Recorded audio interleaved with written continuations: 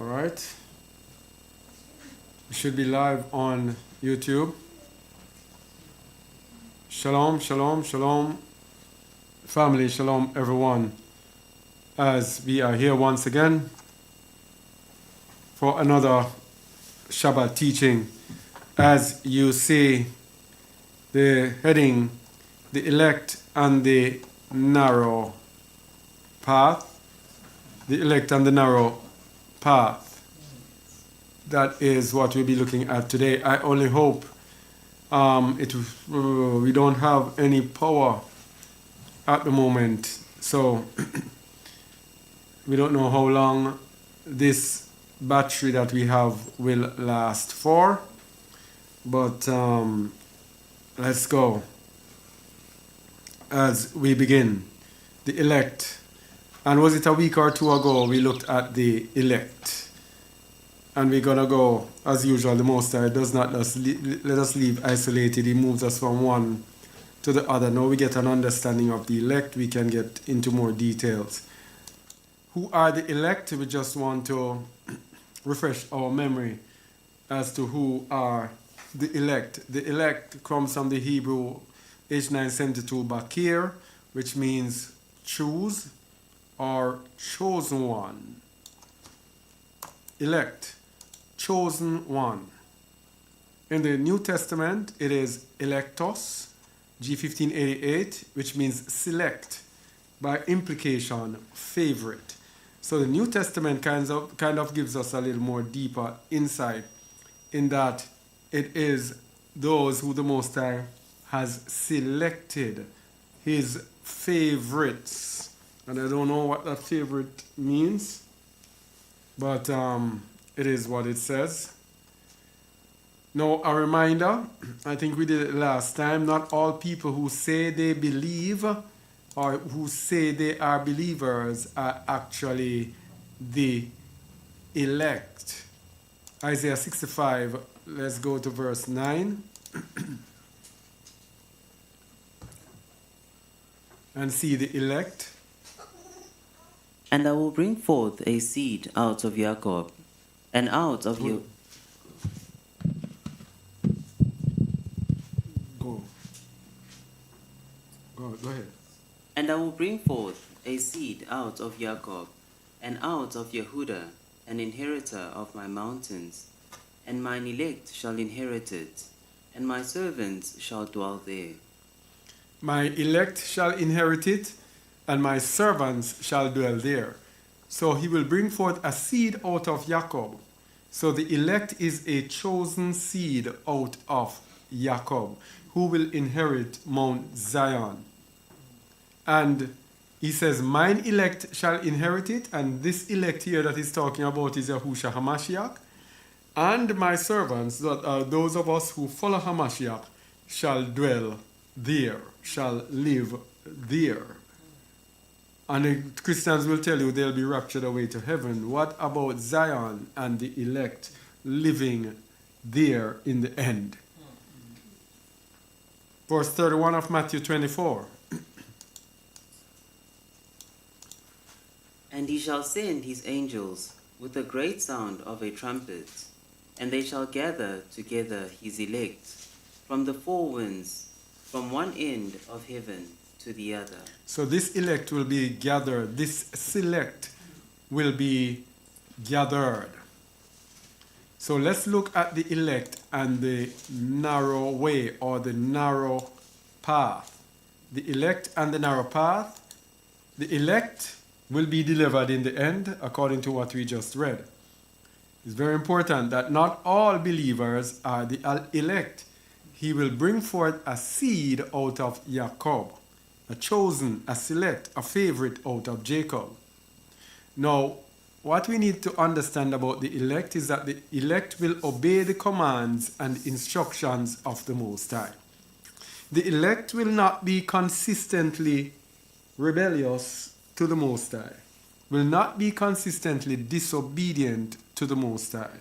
Even if they are, after a time they will fall in line, or quickly they will fall in line with the Most High's instructions and commands. They are those who give up everything in this world And this is Matthew 16:24. If any man come after me, let him deny himself and pick up his stake and follow me.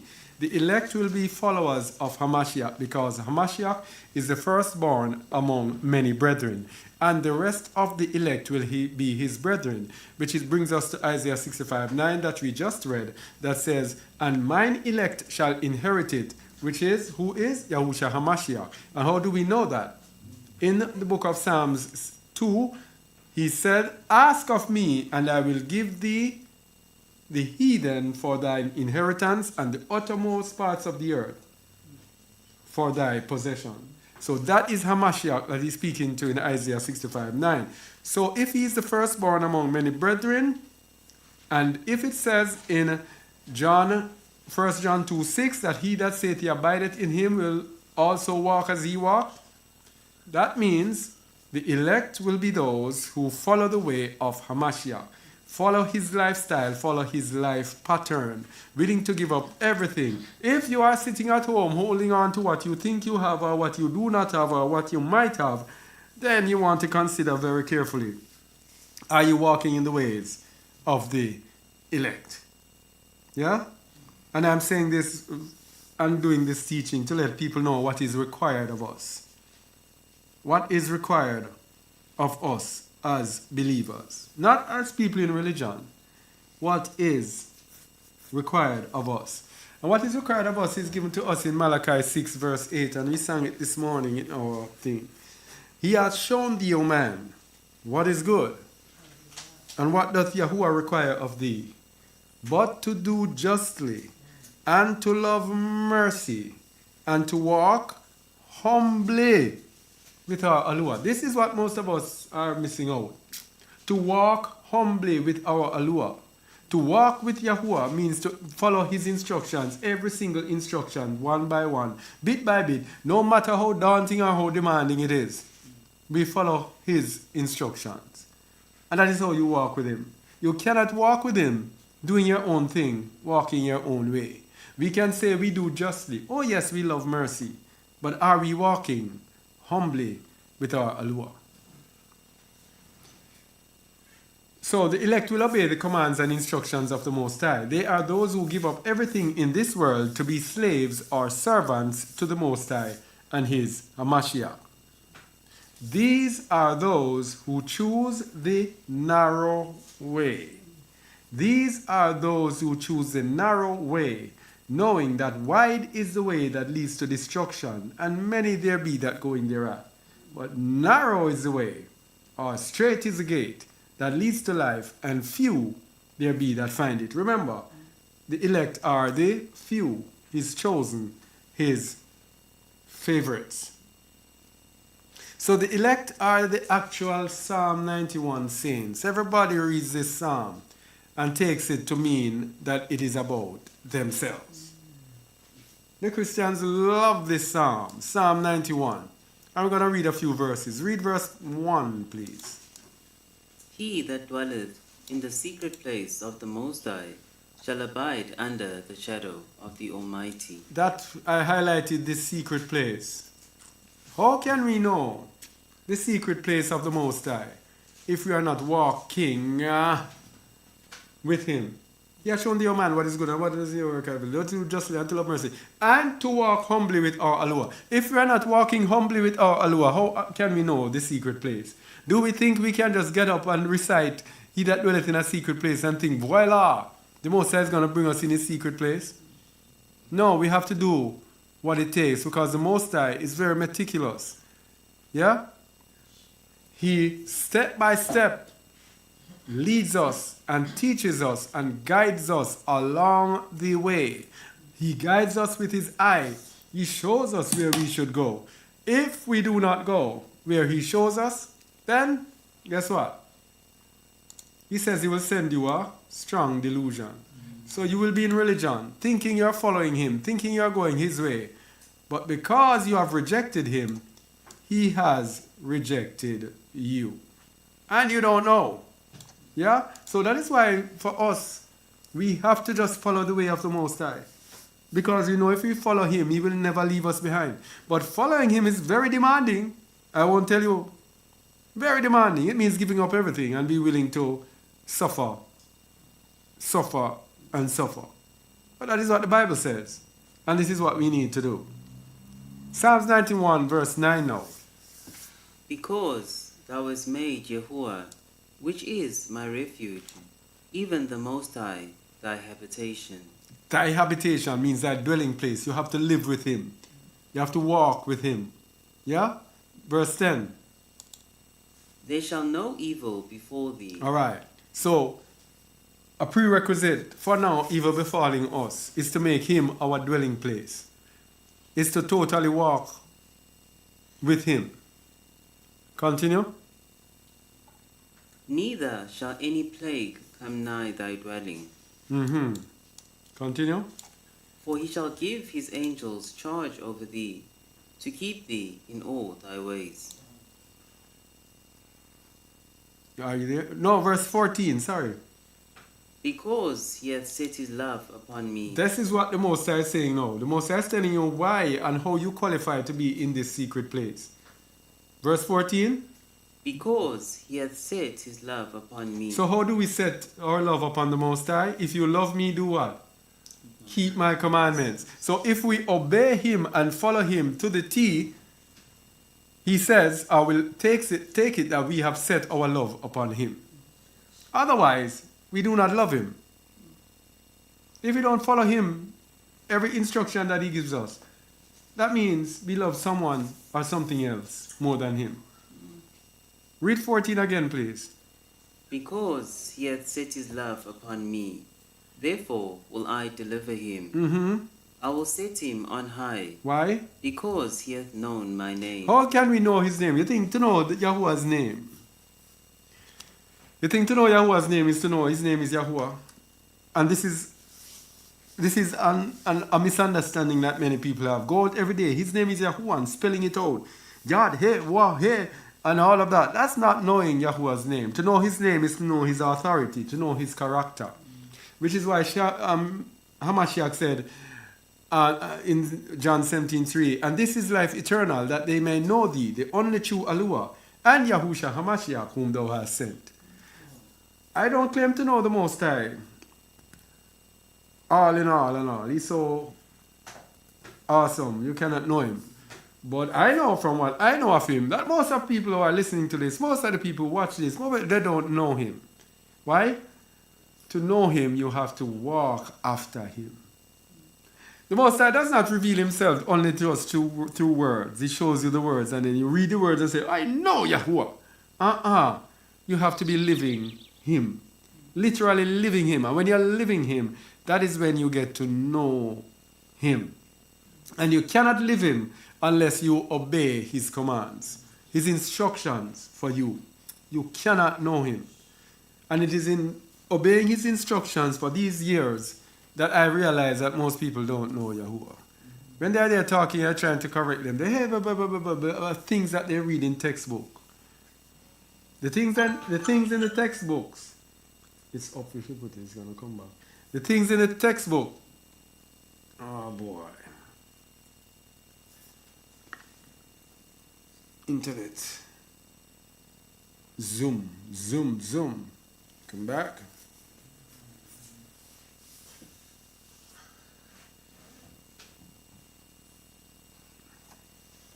Was when it came, and hit it off. Can you imagine that? One notification and everything gone.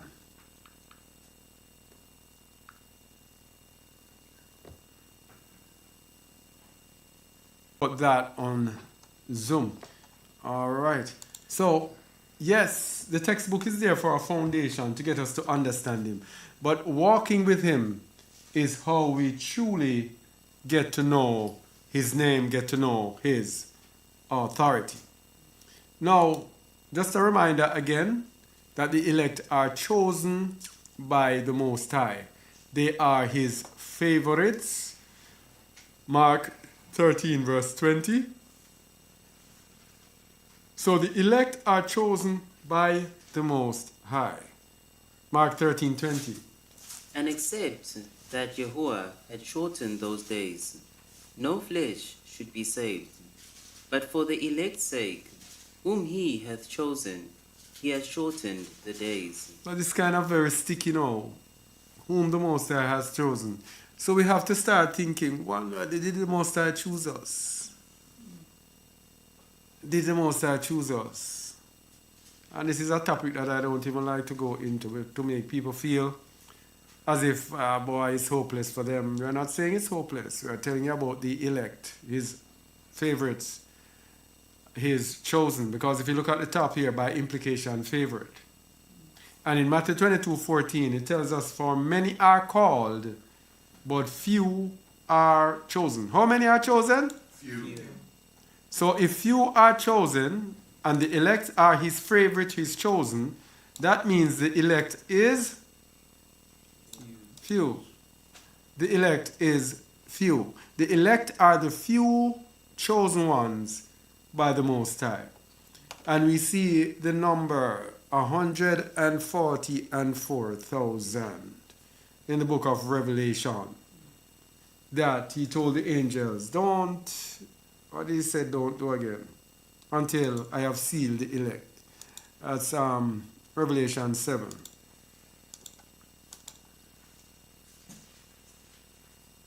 Verse 2. And I saw another angel ascending from the east, having the seal of the living Allure. And he cried with a loud voice to the 4 angels, to whom it was given to hurt the earth and the sea, saying, Hurt not the earth, neither the sea, nor the trees, till we have sealed the servants of our Allure in their foreheads. And I heard, And I heard the number of them which were sealed, and they were sealed 144,000 of all the tribes of the children of Yasharal. all right, so we look at that 144,000. All right? So these are those who, when Hamashiach comes, will meet Yahushua Hamashiach in the air to always be with him. Now, where are we again? So the elect are the few chosen by the Most High.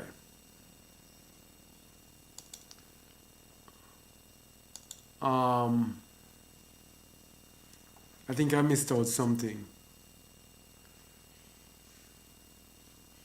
Okay. Now, for the elect, therefore, the few chosen, the elect will be those who go through a really tough journey. I left out something here that I think, let me go back and see if I can find it. Oh boy. Let me see if I can find it here. I left out something.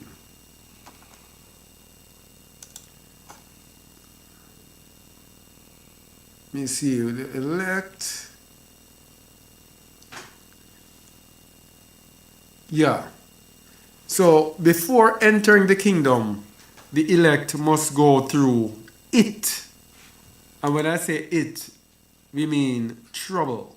Let's go to Sirach 2, 1-5. The elect will go through it.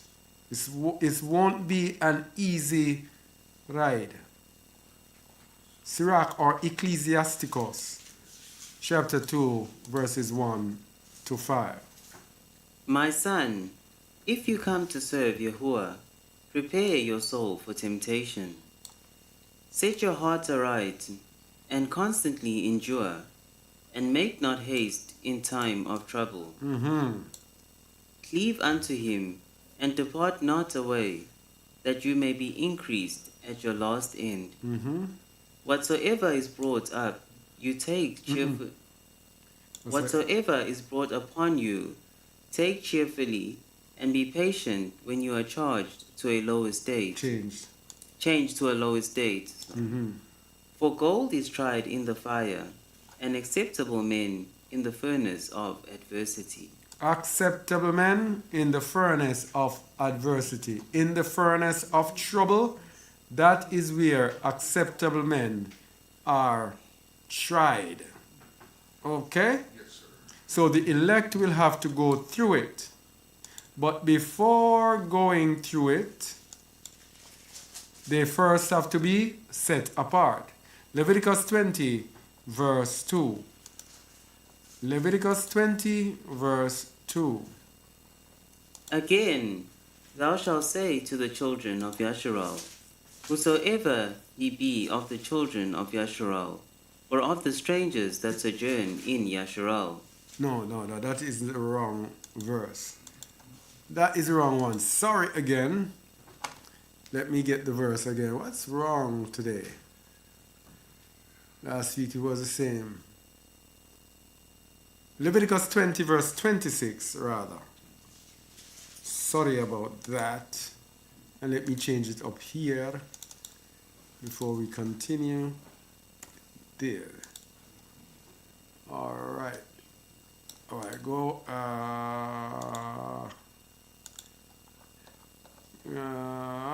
Go ahead, please. And ye shall be holy unto me, for I, Yahuwah, am holy, and have severed you from other people, that ye should be mine. I have severed you or ripped you or torn you apart from other people, that ye should be mine. And remember, we are ripped apart as a nation. But within the nation, what was his promise? He will bring a seed of Jacob. So among our nation, even the elect will be set apart from among the nation. And last week we looked at being set apart, even the clothing. We will dress differently. We will be among our people, but we will not look like them. Exodus or Shemot 7, verse 16. And thou shalt say unto him, Yahuwah Eluah of the Hebrews. Sorry. This is the instruction of Yahuwah to Moses as to what he should say to Pharaoh. Go ahead, please. And thou shalt say unto him, Yahuwah Eluah of the Hebrews hath sent me unto thee, saying, Let my people go, that they may serve me in the wilderness. And behold, hitherto thou wouldest not hear. All right. And by the way, just a little thing. There are many people deceived in this world thinking that Esau is Hebrew, Ishmael is Hebrew because they are the descendants of Abraham. Yahuwah Eluah of the Hebrews.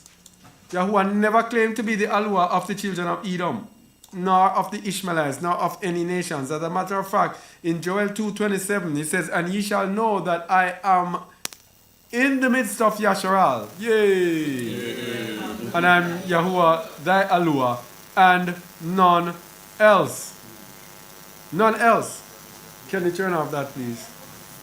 All right. Sorry about this, but we just got back the power, so we want to power up. Turn on that one, please. We want to power back on. So just give me a little minute.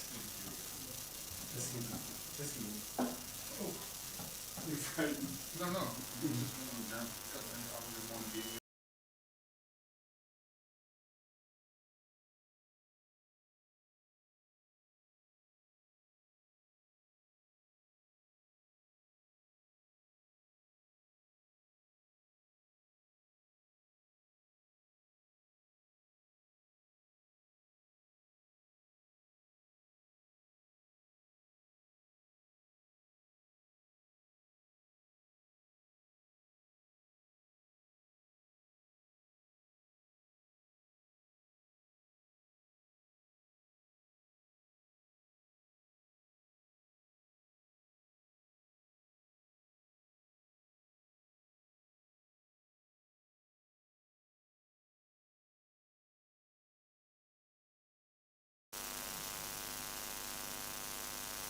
One, two, 1, 2, 1, 2.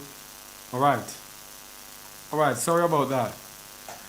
So Yahuwah Eluah of the Hebrews, of the children of Yasharal. Only the children of Yasharal are called Hebrews today, people. Abraham was a Hebrew. Isaac was a Hebrew. But Esau was not a Hebrew. Jacob was a Hebrew. The descendants of Jacob are Hebrews. Alright? Thus saith Yahuwah, let my people go, that they may serve me in the wilderness. Serve me in the wilderness. And this is what we're telling you today, people. We are in the midst of Babylon, and the Most High wants us to serve Him. He told Egypt, the Egyptian Pharaoh, let my people go so they can serve me, which means our people could not serve Him in Egypt. Likewise, we can't serve Him in Babylon. That's why it says, come out of her. So, come out of Egypt so they can serve me where? In the wilderness. In the wilderness. So, in Egypt, he had to ask Pharaoh for them to leave. In Babylon, he's commanding us to leave because we do not have a Pharaoh that is holding us. We don't have anyone keeping us, having us on a plantation, working us out, owning us, and saying, no, they cannot leave. You can leave whenever you want. So in Revelation 18:4, it says, come out of her, my people, because they are free to leave. Anyway, just putting that in. But it shows us that we have to be set apart in order to serve Him. So, in essence then, the chosen are the few who walk the narrow path. Those who are willing to do what it takes to serve Yahuwah. To go through the troubles, as it says in Sirach 2, if you come to serve Yahuwah, prepare your hearts for temptation. These are the elect. Matthew 7, verse 14. And we're going to look only at that verse. We're going to look at it a little bit more as we go. Because straight is the gate, and narrow is the way which leadeth unto life, and few they be that find it. Few. So my people today, I'm saying this to you. When you find things that are challenging you, it says, few there be that find it. When you find things or commands or instructions that challenge you, why are you afraid to take on the challenge? If few people find their way through this narrow gate, why aren't you fighting to face the challenges knowing that the gate is narrow? Why are you doing what everyone else is doing? If you're doing what everyone else is doing, that means it's not the narrow way, it's not the narrow path, it is the wide gate. The Most High says, flee out of the midst of Babylon. That is a narrow gate. Only few people will do it. Why are you not doing it? That means you are on the wide gate that leads to destruction. I'm trying to help you. I've been trying to help you for about 3 years now. 4 or 5 years. I've been trying to help you with this thing. Yeah? Anyway, the narrow path is hard for the carnal man. 2 Ezra 7, verse 9 to 10, and then verse 14. Go ahead, please. If the city now were given unto a man for an inheritance, if he never shall pass the danger set before it, how shall he receive this inheritance? If you don't pass the danger that is required to go to Zion, how can you go into Zion? How? You tell me, because I'm an idiot. How? This city here is Zion. If this city now were given unto a man for an inheritance, if he never shall pass the danger set before it, and everybody seems to want to avoid danger. Everybody seems to want to a comfortable, everything nice. Everything nice.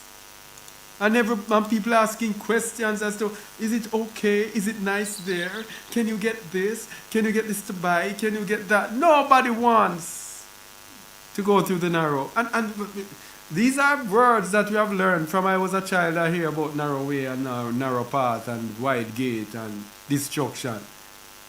And you as a believer and hear the teachings that are here, because the teaching here are bare. The teachings here are the truth. And I know it's the truth because I wouldn't be following a lie. If you know me, I'm a truth seeker. My conscience has to be clear. If there's a lie in there, my conscience bothers me to the core. So we are showing you the truth, and you are there trying to save your butt to live comfortably. Read verse 10, please. And I said, It is so, Adonai. Then said he unto me, Even so also is Yasharal's portion. Verse 14. If then they that live labor not to enter these straight and vain things, They can never. receive those that are laid up for them. You see that? You're not willing to go through the hard drive. You're not willing to go through that that taxi drive. That's what I was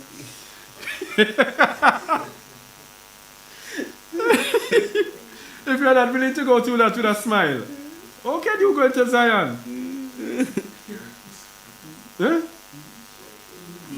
What a drive. No. If you ever know what we're talking about, but you cannot know. So says the Most High. Yeah. If then they that live neighbor not to enter these straight and vain things, they can never receive those that are laid up for them. I tell people if they go through 1/10 of what I have gone through, they would never, ever, most of them would have turned back long time and given up. But, can't go back, can't turn back, I'm on my way to Zion. Who is coming with me to Zion? Because nothing can stop me except the Most High. Nothing can stop me except the Most High, the great Yahuwah Sabaoth and his son Yahushua Mashiach. Yeah? You think it is easy, you think it is nice. But no, man, you want it easy and nice. Stay there and see if you'll get there. And it's not me saying it, it's the scriptures that are saying it. So the narrow path is hard for the carnal man. And when I say carnal man, because the spiritual man would have made up his mind to sacrifice his flesh, to satisfy his body, to satisfy the ways of this world in order to attain unto salvation, unto life eternal. So the carnal man will be bothered because he does not want to be afflicted. He does not want to be embarrassed, to be hurt, to be this, to be that. All right? All praises to the Most High. And when he sets us apart, he humbles us. It's another thing that most people don't want to hear. To be humbled.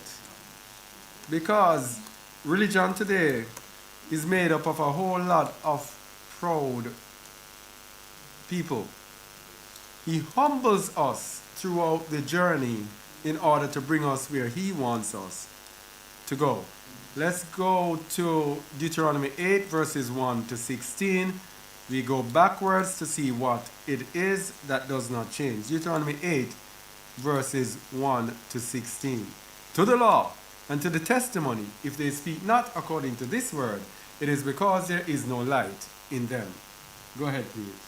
All the commandments which I command thee this day shall ye observe to do, that ye may live and multiply, and go in and possess the land which Yahuwah hath sworn unto your fathers. Thou shalt remember all the way which Yahuwah thy Elohim led thee these 40 years in the wilderness. All right. How can we go into Zion if you are not willing to be led by the Most High? And people now are thinking of this wilderness thing that is going to take them and bring them into a wilderness just like the days of Noah. No. The wilderness of the people. We are in the wilderness of the people. And this is a thing that the people in this world, they don't understand. We've been trying to explain to them every week the wilderness of the people. It's different because it's a different calling. It's a calling out of Babylon this time, not a calling out of Egypt. Continue. To humble thee, and to prove thee, to know what was in thine heart, whether thou wouldest keep his commandments or no. So if we keep preserving ourselves in the midst of Babylon, how can we go through this process here in verse 2? to humble thee, to prove thee, to know what is in thy heart, leading you. How can we do that? In the midst of Babylon. Verse 3. And he humbled thee, and suffered thee to hunger. And suffer thee to what? Hunger. Oh, hold on there now. The people in Babylon, so concerned about their life in Babylon. How can the Most High suffer them to hunger? And how can he feed them with manna? Now, manna is physical, but there's also a spiritual side to it. The people in the world are unwilling to let go of what they have because they want the assurance that they can provide for themselves. One of the most disturbing thing for me is when people are asking about I want to feed my family, I want to do. But then the Most High said, He fed us with manna. And that is how He feeds us, with manna. You don't know where the money is coming from. And then all of a sudden, out of nowhere. And this has been consistent with me for 2+ years. Never, ever, ever needed ever in want. Unless sometimes He makes it go down to let us remember it's not your power. Then He comes and shows it to us. This is my power. It is me doing the provision. How can you do this if you are there calculating everything, holding on to your natural possessions and wanting now to determine? And some of you, when you come out, you come with your possession, and that is your power. That's not the Most High power. You cannot know the Most High unless you have nothing, and you come to Him with nothing. Read 3 again, please. And he humbled thee, and suffered thee to hunger, and fed thee with manna, which thou knewest not, neither did thy fathers know, that he might make thee know that man doth not live by bread only, but by every word that proceedeth out of the mouth of Yahuwah doth man live. All right, continue. Thy raiment waxed not old upon thee, neither did thy foot swell these 40 years. All right. You don't need to even come out with a whole lot of clothing. What you doing in this whole lot of clothing? And the Most High will preserve you with it. Verse 5. Thou shalt also consider in thine heart that, as a man chasteneth his son, so Yahuwah thy Elohim chasteneth thee. So if you are not willing to take chastening, some people get miserable as soon as chastening come on. Sometimes chastening come on. I remember in the past, people blame me for the chastening. Everything I caused it. I did this. You're always doing this. You do this. It's the Most High that does the chastening. Continue. Therefore, thou shalt keep the commandments of Yahuwah thy Elohim, To walk in His ways and to fear Him. How can you walk in His ways when you are unwilling to follow Him? Unwilling to do anything outside of your comfort zone? How? Verse 7, please. For Yahuwah thy Elohim bringeth thee into a good land. Okay. Look at all the previous verses now. We all know what the Most High is doing all of this for. He's doing all of these previous verses to bring you into a good land. Now, if you do not conform to all of these verses, how can you be brought into a good land? I don't know. Somebody can tell me and explain this to me. He did all of this to bring us into the land, yet we are not willing to avail ourselves for these things to happen. How can we hope to enter into the land? We cannot. Read 7 again, please. For Yahuwah thy Elohim bringeth thee into a good land, a land of brooks of water, of fountains and depths that spring out of valleys and hills, a land of wheat and barley, and vines and fig trees, and pomegranates, a land of oil, olive, and honey, a land wherein thou shalt eat bread without scarceness, Thou shalt not lack anything in it. A land whose stones are iron, and out of whose hills thou mayest dig brass. All right. Let me see if we need to go any further. Yeah, we can. Yeah, we can leave it there. We've made the point. So, we just showed you the Most High bringing us through. So we have to be made powerless to be His servants. We have to be made powerless to be His servants. People, we have to be made powerless. We cannot be empowered. So that is why when we come out, and this is a big problem for people who come out of the midst of Babylon. The biggest and most destructive power that we can have is money. Money, money, money. Money separates us from the Most High because it makes us walk in our own power. We cannot know the power of the Most High. We don't trust in the Most High because we can provide for ourselves. We don't believe in the Most High and hope in Him and pray to Him and all of those things because we have the power in our own hands. And when we have the power in our own hands, we become monsters. Because as long as money is there in our power, we become selfish and self-centered. And we act as if we won't listen to anyone because we have what we need. Yeah? Deuteronomy 8, verse 17. And thou shalt say in thine heart, My power and the might of mine hand hath gotten me this wealth. So, when you get the wealth in your hand and you're in Babylon, and you are to come out of it, you come out with your wealth. What do you do with it? You're going to say, your power and the might of my hand has done this. Oh, I worked hard for it.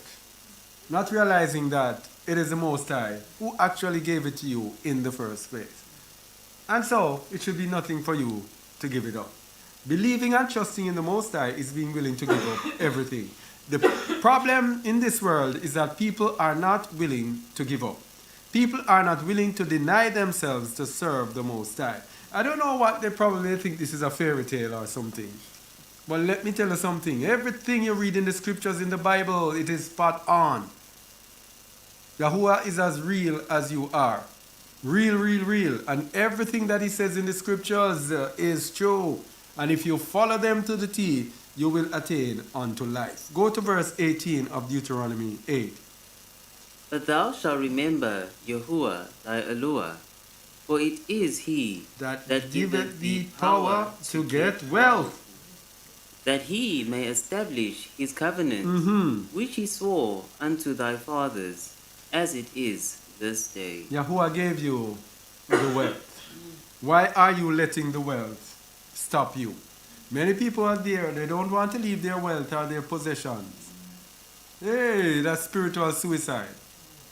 The Most High gave you, and then He gave you an understanding of Babylon, of this world, where this world is heading, what it is to make life, what it is to have eternal life, sacrifices that you need to make, everything. He gave you all of these instructions. But yet still, you are determined to hold on to what you think you have. Let me tell you something. Many of you are there sitting and listening to this. When these wicked people decide to crush the economies and crush the currencies, most of you are going to be left with nothing. And the only way you're going to be able to survive is to become a slave to the system. As for me, I prefer to serve Yahuwah, knowing that He that dwelleth in the secret place of the Most High shall abide under the shadow of the Almighty. I am not waiting on man, as we say in Jamaica, catch pan yai top. Catch pan yai top means you sit on the top of someone's eyelid. So as they blink, you fall off. Yeah, so we don't catch pan yai top. We believe and trust in the Most High. Because the heart of man is desperately wicked. Who can know it? You don't know what these people are planning and scheming. The Bible tells you in Revelation 6, the third seal, that they are going to destroy the economy. It tells you in the first seal that they are going to give you a disease, a sickness, and an injection. It tells you in the second seal that they are going to bring war. And then the third seal, they tell you they're going to crush the economy. And you still don't believe it. Yes? Your own might and your own power, you will be powerless in that day when the men decide to do their thing.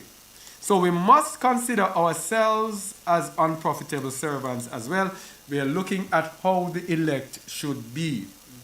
So we have to be made powerless and become unprofitable servants. These are servants who don't deserve anything.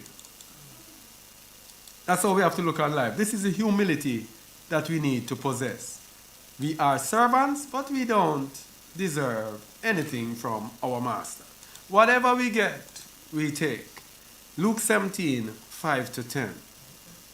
This is the elect. Lucas 17, 5 to 10. Go ahead, please. And the apostles said unto the master, Increase our faith. And the master said, If ye had faith as a grain of mustard seed, ye might say unto this sycamore tree, Be thou plucked up by the roots, and be thou planted in the sea, and it should obey you. But which of you, having a servant plowing or feeding cattle, will say unto him by and by, when he is come from the field, Go and sit down to meat? So he is using this parable of the servant to show you what type of servants we should be. And by the way, it also shows you how Edomites or Edom or the heathens will serve us in the kingdom. The mind that the stranger should have to serve us, the mind that we should have to serve the Most High. Go ahead. And will not rather say unto him, Make ready wherewith I may sup, and gird thyself, and serve me, till I have eaten and drunken, and afterward thou shalt eat and drink? Doth he thank that servant because he did the things that were commanded him? I trow not. All right. So we have to be willing to do the things that are commanded us without any thanks whatsoever. And look, make ready. He came in tired from the field, and Hamashiach, Yahushua Hamashiach, the Messiah, says, this is what we would do. Come in tired from the field and say, make ready my supper. And after you make ready, gird yourself and serve me. And after you serve me, you're not going to eat anything. You're still going to wait until I have eaten and drunken. So the servant, tired from the field, having prepared the meal, will be there sitting waiting on him. Are you finished, master? No. Are you finished? No. This is the attitude that we must have. And serve me till I have eaten and drunken, and afterward thou shalt eat and drink. And he doesn't even thank him through all of that. Verse 10. So likewise, ye, when ye shall have done all those things which are commanded you, say, We are unprofitable servants. We have done that which was our duty to do. When you shall have done all those things which are commanded you. We have a people today who decide that which we believe. If it is too hard, we're not going to obey it. But we choose an easier one, something in line with what we say, or with what we believe in, with what we are comfortable with. But we are not willing to do all that is commanded us, which means we are not servants. And if we are not servants, that means that we are not elect. Because the elect are his servants. A servant is let me just put it on this thing again. I have done it a couple times. Let me put it on the screen to you to show you what a servant actually is. Because you might hear me saying slaves and you're saying, oh, this man loves slavery or whatever. Let's go. Having a servant, age 1401, which is the Greek word doulos, a slave, literally or figuratively, involuntarily or voluntarily, frequently, therefore, in a qualified sense of subjection or subserviency. Bondman, servant. The only decent word to describe this is servant. Every other thing tells you that it is someone who is in bondage, who is a slave. So we have to have the mind that we are slaves to the Most High. This is the elect. And that means the slave has no right to make decisions. The slave has no right to anything except to obey. All right? So, we must also know that the master takes care of his servant. This is where we're talking about with money now. Matthew 6:24-34. The master takes care of his servant. This is a very common and popular. Matthew 6, very common and popular passage of scripture. 24. And this is what we're telling you. Money is the problem. Remember we said earlier, the greatest problem with believers is money. Matthew 6:24. No man can serve two masters, for either he will hate the one and love the other, or else he will hold to the one and despise the other. You cannot serve Yahuwah and Mammon. Cannot serve Yahuwah and wealth. You have to decide which one. And let me tell you something. When you have finally kicked this wealth one year, this money one year, you will feel so liberated and free, knowing that the Most High, your master, prepares for you. You don't know where it's coming from, but it comes in due time and in the right amount. You see, the Most High does not give you this whole lot so you can splurge. The only time he gives you a whole lot is when he now knows that you can be master over that which he gives you. If you prove yourself to be able to manage a small amount, he will give you a large amount because he knows that you will not waste nor squander it. That's how it is with money. Verse 25. Therefore I say unto you, take no thought for your life, what ye shall eat, or what ye shall drink, nor yet for your body, what ye shall put on. Is not the life more than meat, and the body than raiment? You know, from we're little children, we've been hearing these things. And yet we still can't seem to want to live it. To be willing to just take that and just live it. And you know, this is one of the sweetest things to me, to see in action. When supernaturally, there's just provision supernaturally at the right time, in the right amount. This is the work and the will of the Most High. Verse 26. Behold, the fowls of the air, for they sow not, neither do they reap, nor gather into barns. Yet your heavenly Father feedeth them. By taking thought, can add 1 cubit unto his stature. And why take ye thought for raiment?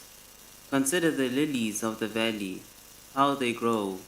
They toil not, neither do they spin. And yet I say unto you, that even Solomon in all his glory was not arrayed like one of these. Continue. Wherefore, if Yahuwah so clothe the grass of the field, which today is, and tomorrow is cast into the oven, shall he not much more clothe thee, O ye of little faith? Of little emunah. The Most High takes care of the grass and everything. I know you are saying that you want to enter into his kingdom. And he says, through his son, if any man come after me, let him deny himself. Don't you think the Most High is going to provide for you?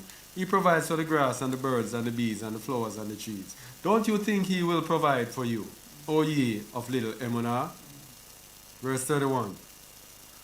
Therefore, take no thought, saying, what shall we eat? Or what shall we drink? Or wherewithal shall we be clothed. For after all these things do the Gentiles seek. Do the unbelievers seek after these things? How can the people of the Most High be seeking after these things? Read 32 again, please. For after all these things do the Gentiles seek.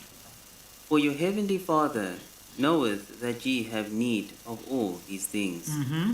But seek ye first the kingdom of Elohim and his righteousness, and all these things shall be added unto you. You know, this is a thing that some of us even know these by heart. Seek ye first the kingdom of God. What is righteousness? I know it.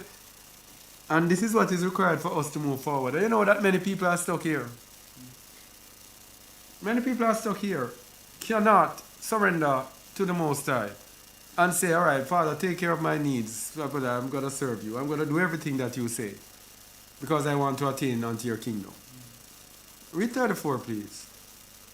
Take therefore no thought for tomorrow. All right. Take no thought for tomorrow. Because many people here want to determine what happens tomorrow. This is what is holding back people. They want to be able to determine. And they hear testimonies from people like us who just live. Just live. Just go through. Just cut and just go through. And yet still, we are not wanting. The Most High provides. Read 34 again, please. Take therefore no thought for the morrow shall take thought for the things of itself. Sufficient unto the day is the evil thereof. Every day has its own problems. For me to be worrying about tomorrow's problem. That's what it's telling you. And what did he say in the book of Philippians again? Was it yesterday we got that scripture? The book of Philippians, was it 4? Philippians 4. Be careful for nothing. Philippians 4 verse 6. Can I read it, please? Be careful for nothing, but in everything by prayer and supplication with thanksgiving let your requests be made known unto Yahuwah. It's simple. Be careful for nothing. Don't worry about anything. No watch nothing. But in everything by prayer and supplication with thanksgiving. And the Most High will do what you need. But the danger of the carnal mind. This is a problem. Carnal mind. Romans 8 verse 5. This is our trouble. This is our danger. The carnal mind. For they that are after the flesh do mind the things of the flesh, but they that are after the Spirit, the things of the Spirit. So this is the barrier, the border now that divides us. That this is what makes people worry about the morrow. Because being yet carnal, we worry about carnal things. We don't focus on spiritual things. We focus on carnal things. Go to verse 6. For to be carnally minded is death. Is Death. death to be carnally minded. To be focused on carnal things. To be worrying about this and worrying about that. It's death. You have to reach to the point where you're just kind of carefree. That's everything. Your hope and your trust is in Yahuwah. You just live. And if it doesn't come, you say, Father, it's not time for it to come as yet. You just live. And this is how you have to learn to live. Spiritually minded is what? To be spiritually minded is? Verse 6. For to be carnally minded is death, but to be spiritually minded is life and peace. Life and peace versus death. So those in the flesh cannot be servants of the Most High. That's what it's telling you. Those who are carnally minded cannot be servants of the Most High. Because verse 7 says, Because the carnal mind is enmity against Yahuwah. all right, that's it. You can't serve Yahuwah. How can you be in his kingdom with your carnal mind? You are there worried about this carnal world. And you're... hey boy. And these people like to... Let me tell you how the carnal mind works, you see? It tricks you.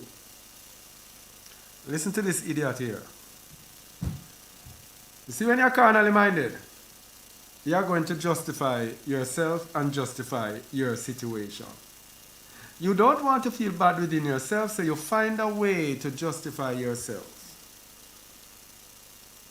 The carnal mind loves to say, Yahuwah will take care of me. But they will say, I want to hear from Yahuwah first. I am waiting to hear from Yahuwah. The carnal mind wants Yahuwah to tell them, especially, you see, like fleeing out of the midst of Babylon. The carnal mind says, Yahuwah has to tell me personally. Personally, he has to tell me. If he has to tell you personally, why are you listening to anyone else then? What is he doing with the other people? What did he do with the prophets in the days of old? He spoke to the people through the prophets. He does not change. There are people who he just selects to speak to the rest of the nation. Simple. He's not going to come and tell you everything personally. Imagine the Most High coming to everybody in the scripture and telling their thing personally. What a confusion. Because we know that Satan has access to us through the angel of wickedness. So when the heart of men being desperately wicked now and being deceived, Satan sets up himself as an angel of light and come and tell us things and say it's the Most High who has said it. What are you thinking? What do you think you're going to have? Confusion. And this is the confusion that is upon the world today. Most of you are not hearing from Yahuwah. Most are hearing from Hasatan. Why? The spirit of error comes through disobedience. If you are not obedient to the Most High, He's not step by step going to tell you everything. So if you are sitting in disobedience, waiting to hear from the Most High, who you hear from, you might not like it. Because the Most High says, when I called, they did not answer. When I spoke, they did not hear. But they did evil before mine eyes. He says, when your fear comes upon you, He's going to laugh and mock. He says in the book of 2 Thessalonians that He will bring a strong delusion upon them. He also said, I think in Psalm 81, I will choose their delusion. I will choose the thing that deceives them. Because when I called, they did not answer. So when the Most High speaks to us through His chosen people, and we are sitting there waiting to hear for ourselves, hey, good luck with that. I'm telling you.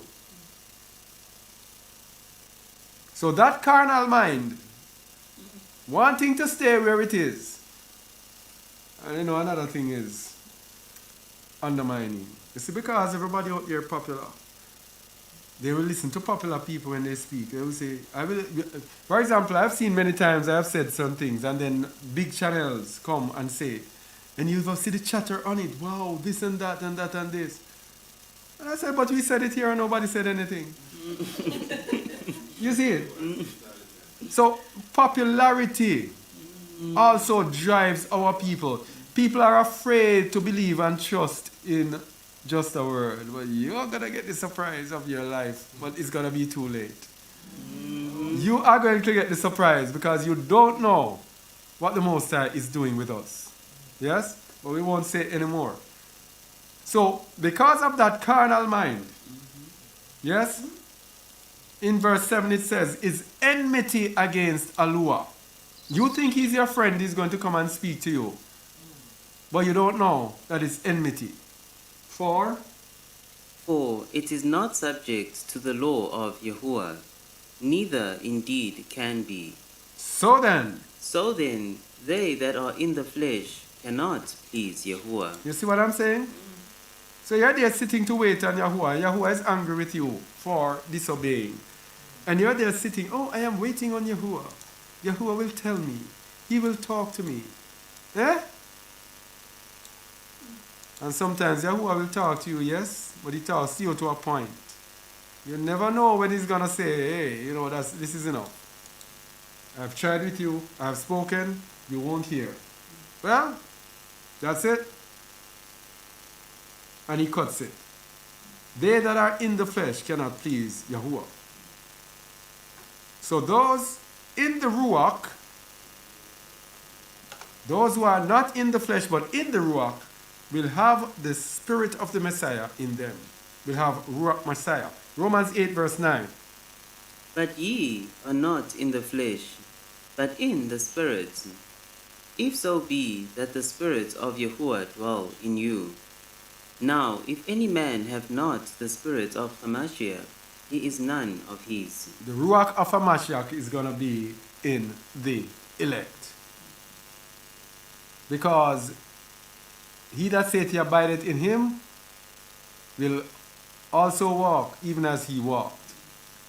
So those who are in the Spirit will be following the way of the Spirit or the Ruach.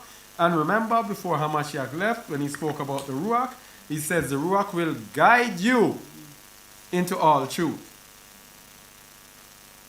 And in the book of Revelation, it tells you that the Ruach of Hamashiach is the Ruach of prophecy. So Hamashiach will be leading us through prophecies. He will be giving us prophecies. He will be prophesying to people to fulfill the prophecies that are written in the book. And that is the Ruach Mashiach that we must also have. Proof of having the Ruach HaMashiach. The very first way to prove that we have the Ruach of HaMashiach is that we will give up our will to do the will of the Father. Now, if I'm sitting here not willing to give up my will, HaMashiach said, if any man come after me, let him deny himself. And I'm not willing. Turn that a little bit around to me. To this. Yes. Yes. Yes. So if I'm not willing to give up my will to do the will of the Father, then I don't have the Ruach Mashiach. John 5:30. I can of my own self do nothing.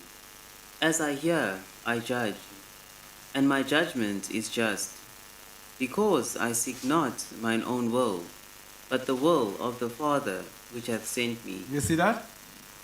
How can you have the Ruach Mashiach if you are seeking your own will? You can't deny yourself.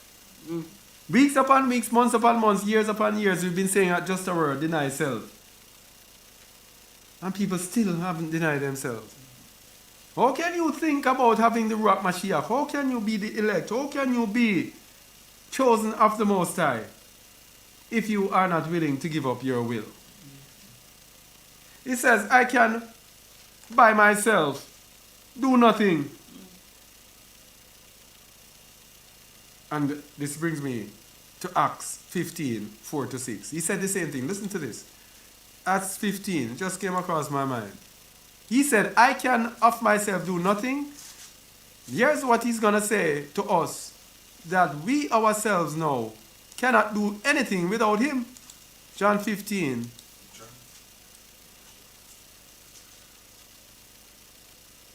Verse 5. I am the vine, ye are the branches. He that abideth in me, and I in him, the same bringeth forth much fruit. For without me ye can do nothing. You see that? He can do nothing without the Father, and we can do nothing without him. It's done. He can do nothing without the Father. But they say he's the Father anyway. But he can do nothing without the Father. And then we can do nothing without him. Let's go back to John.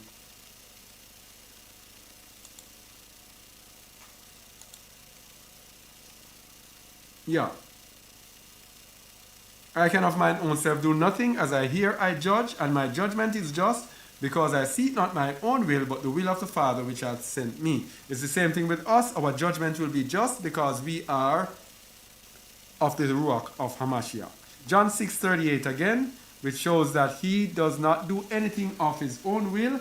Therefore, the elect will not do anything of their own choosing, their own liking, but they will give up their choosing and their likes to the will of Hamashiach, to the will of the Father. John 6:38.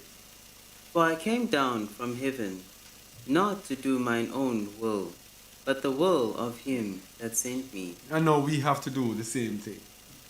Very simple. And so, we will seek to do the will of Allah to our own hurt. The elect will seek to do the will of Allah to their own hurt. We are trying to do, what we are doing today, people, is dividing the elect from the religious. We are showing you that most people today are in religion. They don't know what the Bible is truly about. They don't know the depths of sacrifice that have to be made for eternal life. The depth of sacrifice that have to be made for us to attain unto the kingdom. We think that it is an obligation to him and we are entitled because such and such, we are Israelites and we are this and we are that. We have no idea what we have to go through. Psalms 15 verse 4. And so we will seek to do the will of Allah to our own hurt. Psalm 15 verse 4. In whose eyes a vile person is contemned, Is contemned. but he honoureth them that fear Yahuwah. He that sweareth to his own hurt And changeth not. You see from in the Psalms, he that sweareth to his own hurt. This is what we have to do. We have to do things to our own hurt, that is denying self. It will hurt us. It will break down or tear down this and tear down that. But guess what? That is the will of the Father that we seek. We have to be willing to deny self, swearing to our own hurt and not changing. So those with the Ruach HaMashiach will give up their will to the will of the Father. Again, Luke 21:41. Listen to the description of that song. Oh, the description at the top of Psalm 15. What does the description say? Description of a citizen of Zion. Say it again. Description of a citizen of Zion. All right. I never knew that. Description of a citizen of Zion. So you cannot be a citizen of Zion if you are not willing to deny yourself. He that sweareth to his own hurt and changeth not. What? You know how many years I've been saying all of these things. And instead of the Most High changing it and showing me up and saying, yo, Kazakh, you know, you're wrong.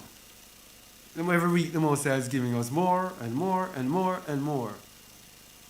And you all out there, you know that this is the truth. Yeah. Anyway, Luke 22:41. Description of a citizen of Zion indeed. 41. And he was withdrawn from them about a stone's cast, and kneeled down and prayed, saying, Father, if thou be willing, remove this cup from me. Nevertheless, not my will, but thine be done. Nevertheless, not my will, but thy will be done. This is how we must be. Hamashiach is our example of how we must live. Those who are the elect will give up our will. We are like slaves, like servants. We don't know what is happening next. We don't know what is coming. We don't know what's going to happen tomorrow. But every day we just live. Wherever he wants to take us, we just go. We just go. I always remember Katia and Lulubel. Boy. Man, those two people are such fine examples. And I've said it before here. These are two people. There was a couple. It was a woman She was a junkie and nobody wanted her. There was Scotty, a man that nobody wanted. Nobody wanted both of them, and both of them just boom and came together. And man, they were inseparable. They were a fine example of a love affair. And you know what the thing I'm talking about with this now? They just lived. They would just be on the road, they walk anywhere and go anywhere. They had never had a care in this world. They are a fine example of the wind blow it where it listed. Anywhere they ended up, they ended up. They just lived. And they were just there with each other, enjoying each other's company. A great, great story until I think Cutty was killed. And walking on the road by a vehicle, I think. But I always use them to give an example of giving up, of how we should live. Just going through, just live. This is a true believer. The false believer now, the one is in religion, has all sorts of things to occupy them. All sorts of things they have to do. I have to do this, I need to do that. They can't live.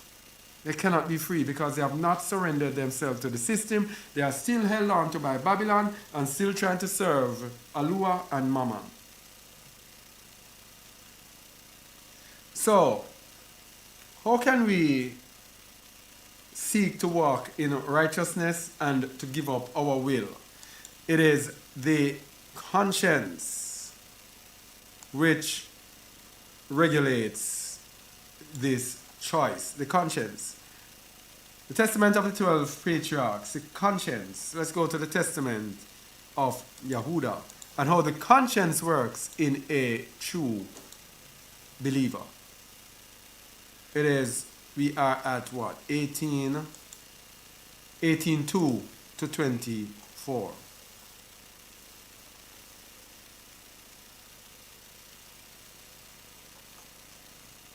Go ahead.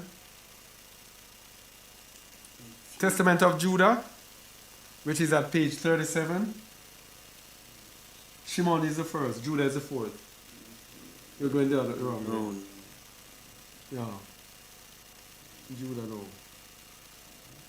Page 37.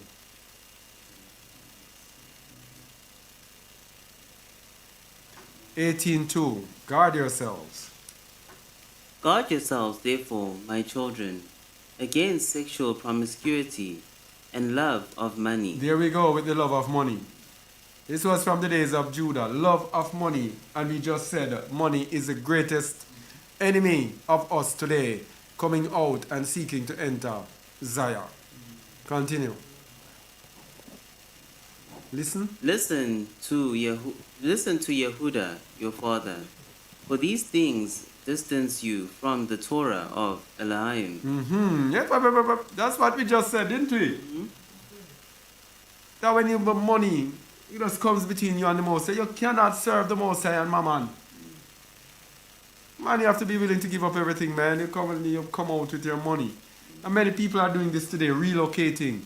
They go and they sell their house. And when they sell their house, they are like, okay, so what can I do now? And they go seeking out real estate and seeking out how they can furnish this and set up this so that they can continue their Babylonian lifestyle in the land. And many people will say, oh, South Africa is the land, because more and more people are coming today and giving more and more evidence of South Africa being the place of gathering and being part of the land of Yasharal.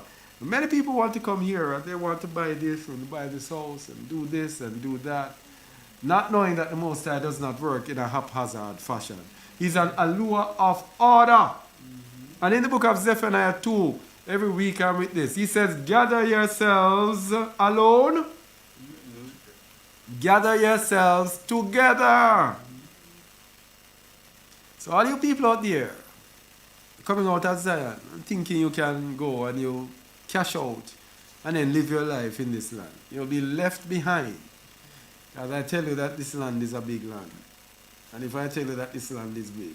So you can be over there thinking that over there is where. And you'll be in this gathering is in another part of the country. And you'll be left behind. Yeah?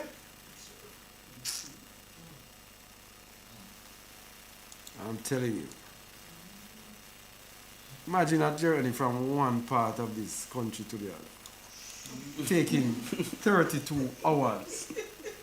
32 hours to journey from one part. So you will be there and get left by the boat. I'm telling you. Serious.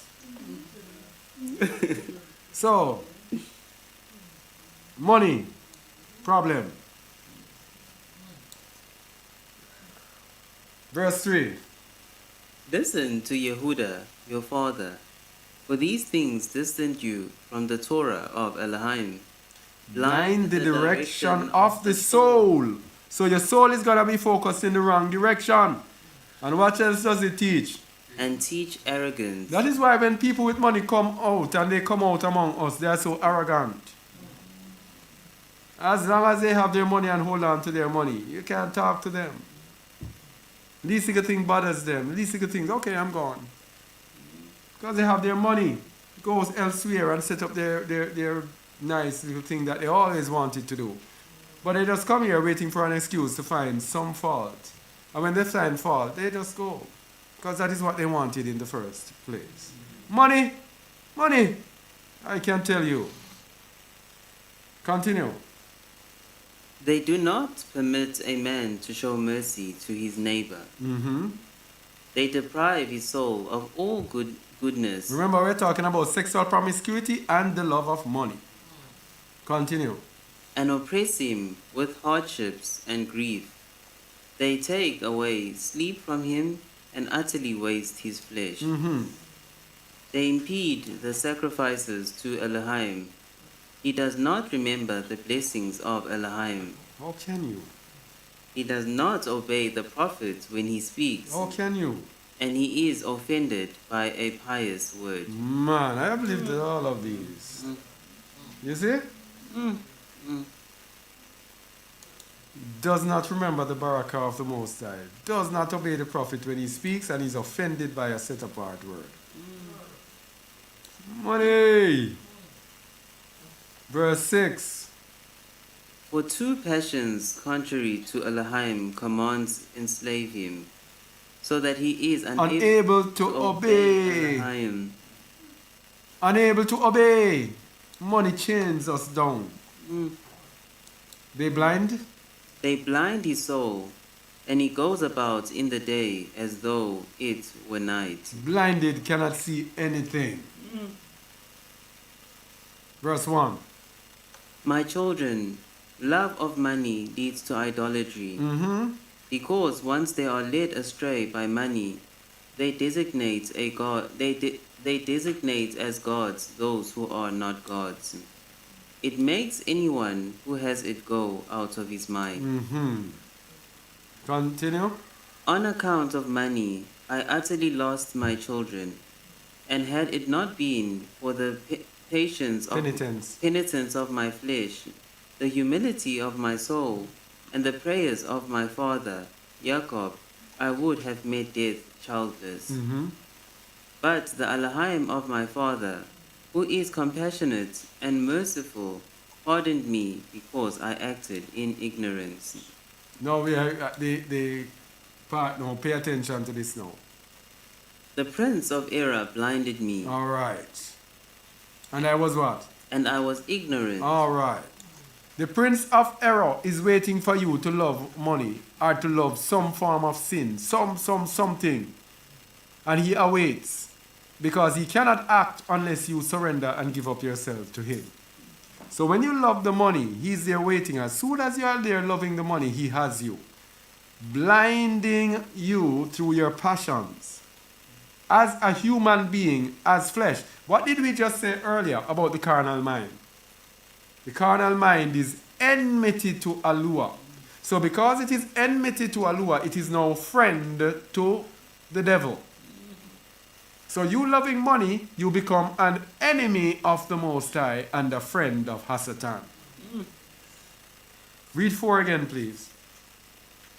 The prince of error blinded me, and I was ignorant, as a human being, as flesh, in my corrupt sins, until I learned of my own weakness, after supposing myself to be invincible.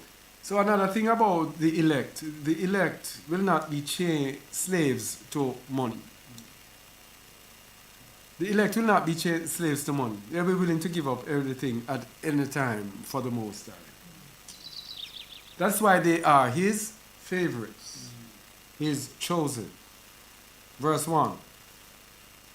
So, understand, my children, that two Ruachoth await an opportunity with humanity, the Ruach of truth and the Ruach of error. The Ruach of truth, the angel of righteousness, and the Ruach of error, the angel of wickedness or iniquity. But you have the two angels. Verse 2 says, In between is the conscience of the mind, which inclines as it will. so right between is the conscience. So one playing on one side, one playing on the other. You in the middle with that conscience. If that conscience is not right, it is not well tuned in to right and wrong. To when you hear right, you grab the right. If it is not, then what is going to happen? The emotions is going to come up. And this is why it's dangerous for you women. Because you are emotional creatures. So when you hear the word, when you hear the truth and things come up, this is why you must be led. I'm very sorry. When it comes up and those emotions come in, remember, truth, error, both of them coming on you. When you hear the thing that comes up, your emotions start telling you and your feelings, oh, it would be nice for me to do this. And you say, it's nice. You start to develop feelings, bam, Prince of Error catches you and snares you. That is why a woman must not teach nor usurp authority over the man, but be in silence. And you must be in subjection. Because the Prince of Error can bind you to the conscience, which might be snared by your emotions. I am hurt. I am this. I am that. I am that. That is what makes the enemy have you. So that is why a woman must be led by a man. And the man, when I say led by the man makes the leading. There's any problem, you go to the man. Instructions, you go to the man. If you are being tempted, you go to the man. Because the man is going to call a spade a spade. The man is not going to come with feelings. The man is going to say, hey, no, it is what it is. Boy, that's how it says and that's what it is. That's how men are. They're not going to mix in feelings. At least most men, because you have today some sissy class of men who will break down things to please their women, their wives. I'm not talking about the sissy class. I'm talking about the true men. Men who will stand up for truth no matter what. Yeah? So the conscience is in the middle. If the conscience is not well tuned, if you don't have a very good conscience, then you will be inclined and to be led by the Prince of Error. And this has happened to me several times along the way. You're there pondering things, and then you have to be thinking, don't let your desires be the dividing line. Don't let your desires determine right from wrong. Yeah? So verse 2 says, In between is the conscience of the mind, which inclines as it will. and continue. The things of truth and the things of error are written in the affections of man, each one of whom Yahuwah knows. That here's the affections here, the feelings, the emotions. So the things of truth and the things of error. It is the affections that will determine which way you go. If you incline again towards right simply because you rationalize that it is right, or you realize and think and know through the scriptures or through experience that it is right, if you do right because it is right, then you're good. But if you do it because of feelings, then you are going to err. Verse 4. There is no moment in which man's works can be concealed, because they are written on the heart in Yahuwah's sight. So Yahuwah knows every feeling that we go through. And everything that is done by emotions, he knows. Yeah? So we cannot be hid. Verse 5. And the Ruach of truth testifies to all things and brings all accusations. So the truth now, when we err, the truth testifies and brings accusations. He who has sinned is consumed in his heart and cannot raise his head to face the judge. So we will be convicted that what we have done is wrong. And that is why now we have repentance and testifying and publicly saying we were wrong for doing this, or I was wrong for doing this. Okay? So the conscience regulates right from wrong. And the meaning of conscience, by the way, we have to look at that. Testament of Judah, verse 2, in between is the conscience of the mind which inclines as it will. Meaning of conscience is G4893. It is sunidesis. It means the consciousness of anything, the soul as distinguishing between what is morally good and bad, prompting to do the good and shunning the bad, commending the good and condemning the bad. Yes? That is the conscience. Right from wrong, good or evil. Which one is good? Which one is bad? Now, in the last days,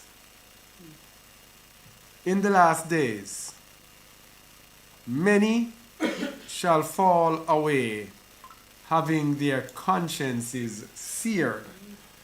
We are talking about today. Today it was prophesied that many people, and that is why it is dangerous now to be led by anyone, make even worse, a woman. You know how many people, 100, 200 and plus thousand people out there are being led by Celestial? Another 100,000 are being led by Carrion. And then you have prophets out there, the African prophets, hundreds of thousands and tens of thousands are being led by them.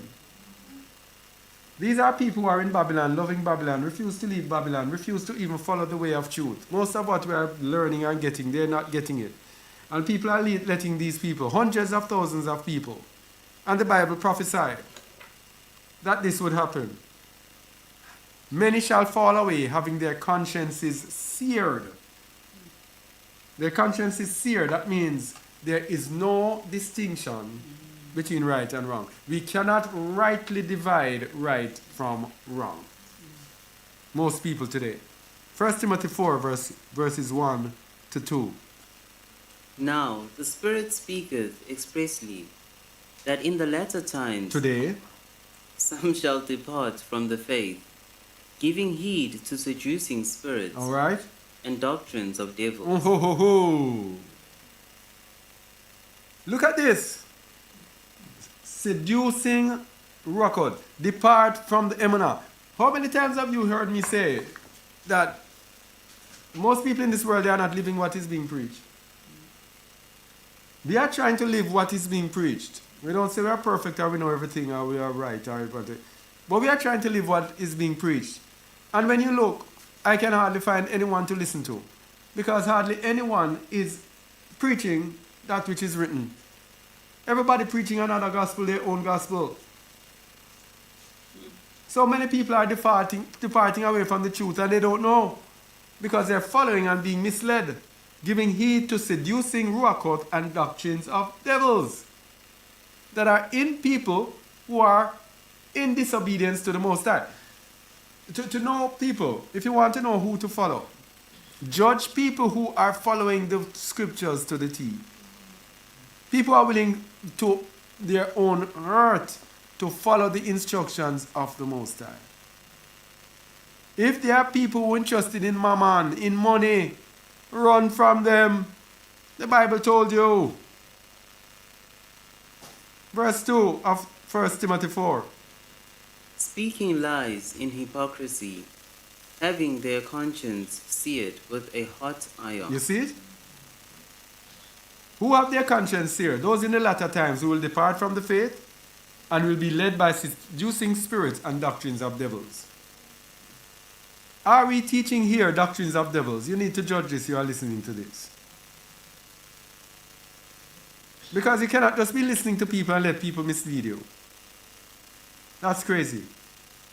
Speaking lies in hypocrisy, having their conscience seared with a hot iron.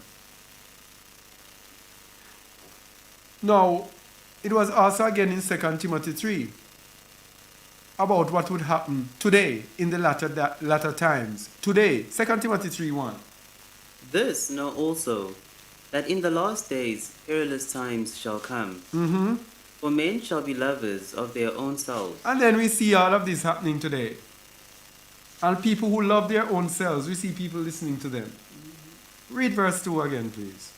For men shall be lovers of their own selves, covetous, boasters, proud, blasphemers, disobedient to parents, unthankful, unholy, without natural affection, truce breakers, false accusers, incontinent, fierce, despisers of those that are good, traitors, heady, high-minded, lovers of pleasures more than lovers of allure, having a form of godliness, but denying the power thereof. From such turn away. Having a form of holiness, but denying the power. How do you deny the power, but refuse to accept, to live by emunah? It says, without emunah, it is impossible to please him. So if you cannot believe in the Most High to do for you that which you need to be done and give up everything to serve him, how can you truly serve the Most High? You cannot. So, in the last days, many shall fall away, having their consciences seared. They will not be able to live by a good conscience, because it is a good conscience that determines a true believer. A good conscience will make us do right and refuse the wrong. But emunah and a good conscience go hand in hand.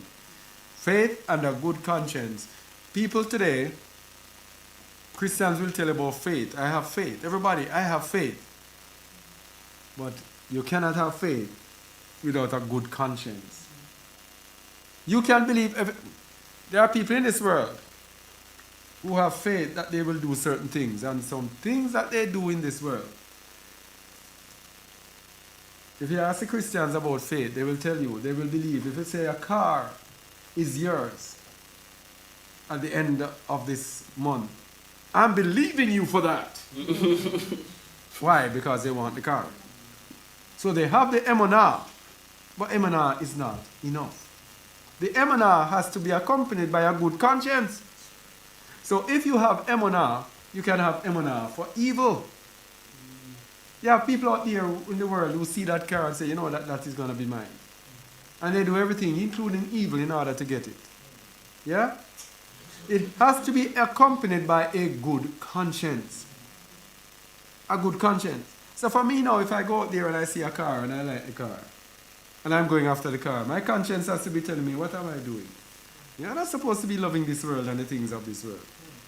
You're not supposed to be loving cars. What are you doing? How different are you from the people in this world? How different are you from a sinner? Set your affection on things above and not on things of the earth. And all of these things will come into my conscience. And I'd say, oh, what, you're an idiot? Are you an idiot? What are you thinking? Why are you thinking about foolish things like these? You understand? So that emunah has to be accompanied by this good conscience, or else we will err. Let's go to 1 Timothy 1 verse 18. Emunah and a good conscience go hand in hand. The elect will have emunah, but they will also have a good conscience. Go ahead. This charge I commit unto thee, son Timothy, according to the prophecies which went before on thee, that thou by them mightest war a good warfare. holding faith Mm-hmm. and a good conscience, Mm-hmm. which some, having put away concerning faith, Mm-hmm. have made shipwreck. Of whom is No. Holding emunah and a good conscience, which some having put away concerning faith have made shipwreck. So, faith is the key to everything. So if you put away concerning faith, then you are going to be destroyed. Timothy, 1 Timothy 3 verse 8, I think. I think it's 1 Timothy. What do you have? likewise must the deacons Yes. Okay. 1 Timothy 3 verse 8. Likewise must the deacons be grave, not double-tongued, not given to much wine, not greedy of filthy liquor, holding the mystery of the faith in In a pure conscience. In a pure conscience. So the conscience and emunah must go together. This is what takes us unto perfection.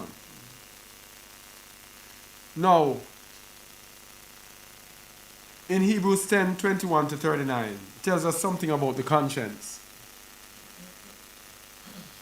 If we know the truth and we sear our conscience is we reject the truth and go and sin. It tells us that there is no sacrifice for sins. No. There are many people who are listening to us and they know what we are saying is the truth. And they prove themselves and say, hey, you know that this is the truth. That's what the Bible says. But yet still they refuse to act. Continue sinning. The Revelation 18:4, for example, it tells you, come out of her, my people, that you be not partakers of her sins, and that you receive not of her plagues. Two things there. If you stay in her, you are going to partake of her sins, and that's very important. So that means you are going to do what? You are going to be sinning willfully. How can I configure this thing here? Oh, here it is. Yeah. Trying to darken this thing a little.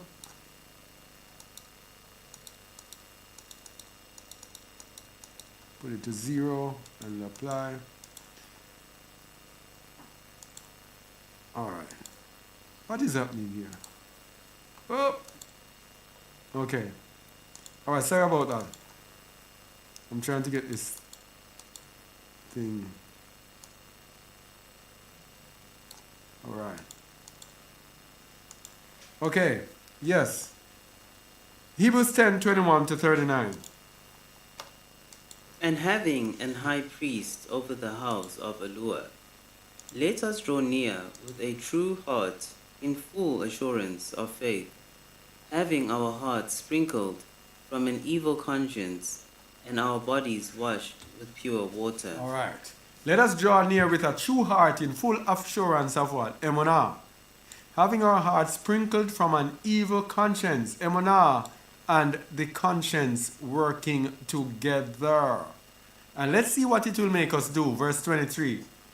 Let us hold fast the profession of our faith without wavering, for he is faithful that promised. Without wavering means without any doubt. Verse 24.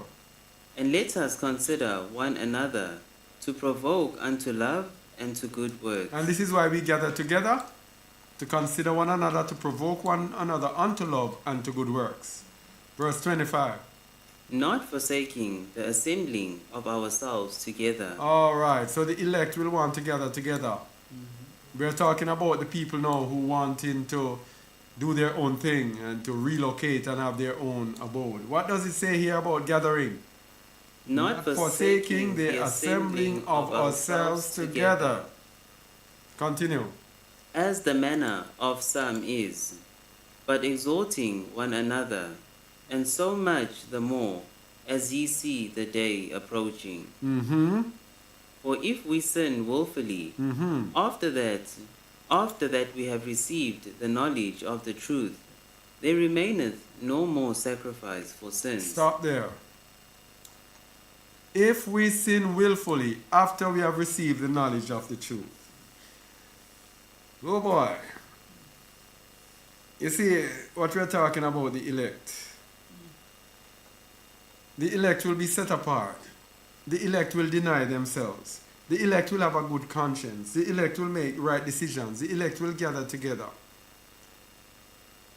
And they will not willfully sin. If we sin willfully after we have received the knowledge of the truth, there remains no more sacrifice for sins. If you are hearing over and over again, come out of her, my people, that you be not partakers of our sins. Let me put it on the screen and you see it. So you don't think I'm contriving anything. Read Revelation 18:4, please. And I heard another voice from heaven, saying, Come out of her, my people, that ye be not partakers of her sins, and that ye receive not of her plagues. So a consequence of partaking of her sins is receiving of her plagues. But right away, staying in the midst of Babylon, you will be partaking of her sins. The book of Hebrews says, if we sin willfully, after that we have received the knowledge of the truth. So let me tell you something. When you stay in the midst of Babylon, having heard the truth, and you still decide to stay there, you are going to be there in willful sin, because you are going to, if people ask you, you're going to say, well, we are here and we just have to do that. And you don't have to do anything. You have to just obey what the Most High says and come out of her. Yeah? You have received the knowledge of the truth. What are you going to do with it? What is your conscience telling you to do? That is the question. Is your conscience telling you, you have to obey? Or are you like most people? They will hear the word today and they say, oh, what a word, but I really have to do this. And then by the time a day or two goes by, it's just another same old, same old. No change. No, a conviction might be there initially. And this Mashiach gave in the parable of the sower. When he sowed the seed. Let me see the seed. Let me try to find this thingy here. Parable of the sower.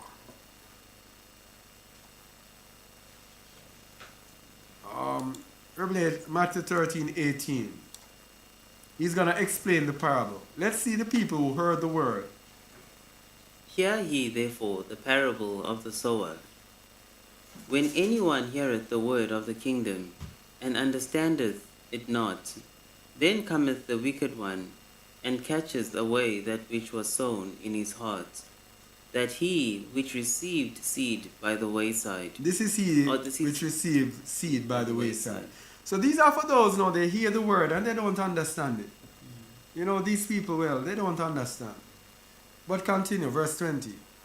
But he that received the seed into stony places, the same is he that heareth the word, and anon with joy receiveth it. Yes, man. Good word. Good word. And then what happened? Yet hath he not root in himself, but dureth for a while. This is what we're talking about. And then what happened?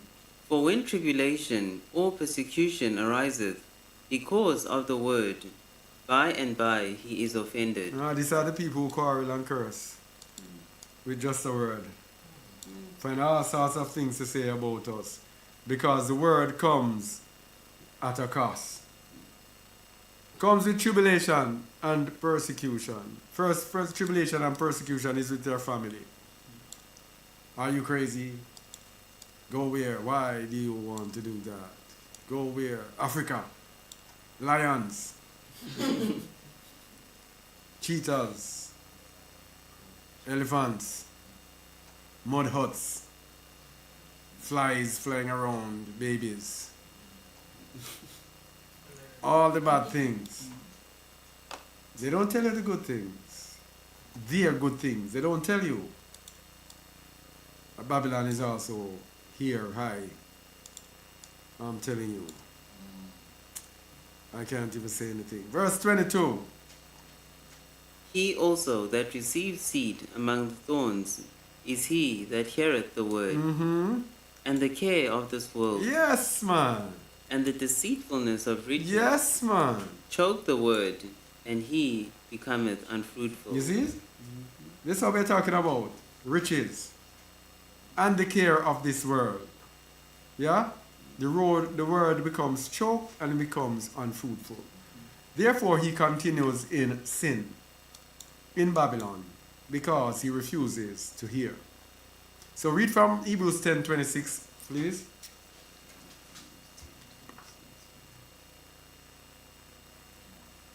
For if we sin wilfully, after that we have received the knowledge of the truth, there remaineth no more sacrifice for sins, but a certain fearful looking for of judgment and fiery indignation, which shall devour the adversaries. He that despised Moses' law died without mercy under 2 or 3 witnesses. Of how much sorer punishment, suppose ye, shall he be thought worthy, who hath trodden under foot the son of Elua, and hath counted the blood of the covenant, wherewith he was sanctified, an unholy thing, and hath done despite unto the Spirit of grace? For we know him that hath said, Vengeance belongeth unto me, I will recompense, saith Yahuwah. And again, Yahuwah shall judge his people of how much soever punishment. They had trodden underfoot the son of Elua, and had counted the blood of the covenant where it was sanctified an unholy thing, and had done despite unto the Ruach of favor. You have blasphemed the Ruach HaKadosh by sinning willfully. Continue. It is a fearful thing to fall into the hands of the living Elua. But call to remembrance the former days, in which, after ye were illuminated, ye endured a great fight of affliction. There we go. Stop there. This is what we do not want to face. The afflictions. After these people, the righteous ones he's speaking to now, but call to remembrance the former days in which you, after you were illuminated, you endured a great fight of afflictions. In other words, when you come to the word of truth, when you hear the truth, then you're gonna have to have afflictions. And we said it in Sirach, my son, when you come to serve Yahuwah, prepare your heart for temptation. Set your heart aright and constantly endure in time of trouble. So this is what people are avoiding, and if they don't go through that, they cannot be perfected. Verse 33. Partly, whilst ye were made a gazing stock, both by reproaches and afflictions, and partly, whilst ye became companions of them that were so used. For ye had compassion of me in my bonds, and took joyfully the spoilings of your goods, knowing in yourselves that ye have in heaven a better and an enduring substance. So Shaul is pointing here to the spoiling of your goods, that they went through afflictions. Yes, losing out on their material substances. But they took it what? Joyfully. Today we have things like these happening. People are just going to be weeping and mourning. These people took it joyfully. Why? They know that they have in heaven a better and enduring substance. Set your affections on things that are in the heavens, not the things that are on the earth. Verse 35. Cast not away, therefore, your confidence, which hath great recompense of reward. For ye have need of patience, that, after ye have done the will of Elua, ye might receive the promise. So this is where we are now. Remember we said the elect will seek to do the will of Yahuwah. You have to know within yourself that, you know what, after I've done everything, then I will receive the promises. Most of us want to attain and receive those promises here right now at this time on this earth. There is no such thing. You have to go through it. You have to go through it. You have to present your body a living sacrifice to go through it in order to afterwards receive the promise. Verse 37. For yet a little while, and he that shall come will come, and will not tarry. Now the just shall live by faith. Emuna, But if any man draw back. my soul shall have no pleasure in him. You see? When the fightings come and drawing back, we have to know that the Most High is watching us. Remember, He knows everything, the thought that we have. So when we are willing now and we are unwilling to go forward and we are drawing back, the Most High says, my soul shall have no pleasure in you. The Most High expects us to just give up. The Most High expects us to just go out there and just do everything for His name. No matter what comes after, no matter what affliction, no matter what's going to happen to us, these are the people who the Most High exalts. You see? That's why when we're going through things, people, we have to smile and laugh. When you know we're going things, you have to know spiritually what is our test. And when you're going through it, you smile, no matter how bad it is or it feels. You smile because overcoming it, the Most High will have pleasure in us. The just shall live by emunah. Verse 39. But we are not of them who draw back unto perdition, but of them that believe to the saving of the soul. So we are not those who draw back unto ruin or loss or damnation or destruction or to perish. We are not those, but those who believe to the saving of the soul. And to believe there means to act. In this case, it's very plain that it means to actually believe is to not draw back. Okay? So, we don't have much left to go. So the end time elect through emunah and patience will be the few who go through the narrow way. The few who are willing to give up themselves to go through the narrow way. If there's any elect that is listening to this, do what you need to do. Just like when Hamashiach said to Judas, do what you have to do. It's the same thing we're telling you, but in a positive sense now, not negative. If you are the elect listening to this, do what you have to do. Make the sacrifice that you know you need to make. Simple. Matthew 7:13 to 17. The elect are the few who through faith and patience will go through the narrow way. Matthew, hold on for me please. Matthew 7:13 to 17. Go ahead please. Enter ye in at the strait gate, for wide is the gate, and broad is the way that leadeth to destruction, and many they be which go in thereat. Because strait is the gate, and narrow is the way which leadeth unto life, and few they be that find it. All right. The narrow way, the narrow gate, the narrow path.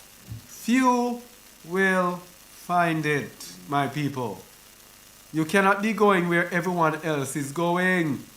You have to be going through the narrow way. Verse 15. Beware of false prophets, which come to you in sheep's clothing, but inwardly they are ravening wolves. Ye shall know them by their fruits. Okay. Do men gather grapes of thorns, or figs of thistles? Even so, every good tree bringeth forth good fruit, but a corrupt tree bringeth forth evil fruit. All right. So this is how you can know false teachers again. Their product will be good fruits. And how do you judge good fruits? If you are manifesting fruits as believers, Those people who are teaching and striving to bring believers into righteousness is good fruit. Because that is the whole aim. Perfection unto life eternal. Be ye therefore perfect. If your teacher is not trying to make the followers perfect, that is a false teacher. Because the fruit is not right. It is righteousness. And how many people today are speaking and preaching pure righteousness? How many people you are listening to are speaking pure, raw righteousness? That is how you judge a true prophet, a true teacher. Read 15 again, please. Beware of false prophets, which come to you in sheep's clothing, but inwardly they are ravening wolves. Ye shall know them by their fruits. Do men gather grapes of thorns, or figs of thistles? Even so, every good tree bringeth forth good fruit, but a corrupt tree bringeth forth evil fruit. All right. When it brings forth evil fruit, it means the believer is unrighteous. If you look today at Christianity, it's bringing forth evil fruit. That's why I tell people, every pastor of Christianity today, I don't know anyone. I remember old-time Christians. They used to have a desire for the truth, but today I don't see any. Hebrew Israelites bringing forth evil fruit, telling people all they have to do is keep the law. Overriding, overstepping, dancing around Yahushua HaMashiach. False prophets. Yes? A good tree cannot bring forth evil fruit. Neither can a corrupt tree bring forth good fruit. Verse 19. Every tree that bringeth not forth good fruit is hewn down and cast into the fire. Wherefore, by their fruits ye shall know them. All right. So even those people are bringing evil fruits, they are not the elect. They have no chance of the kingdom. Let's look at the same thing in the books of the Nazarene, page 96, verses 56 to 65. It's very interesting how Nazarene puts it. Books of the Nazarene, page 96, verse 56.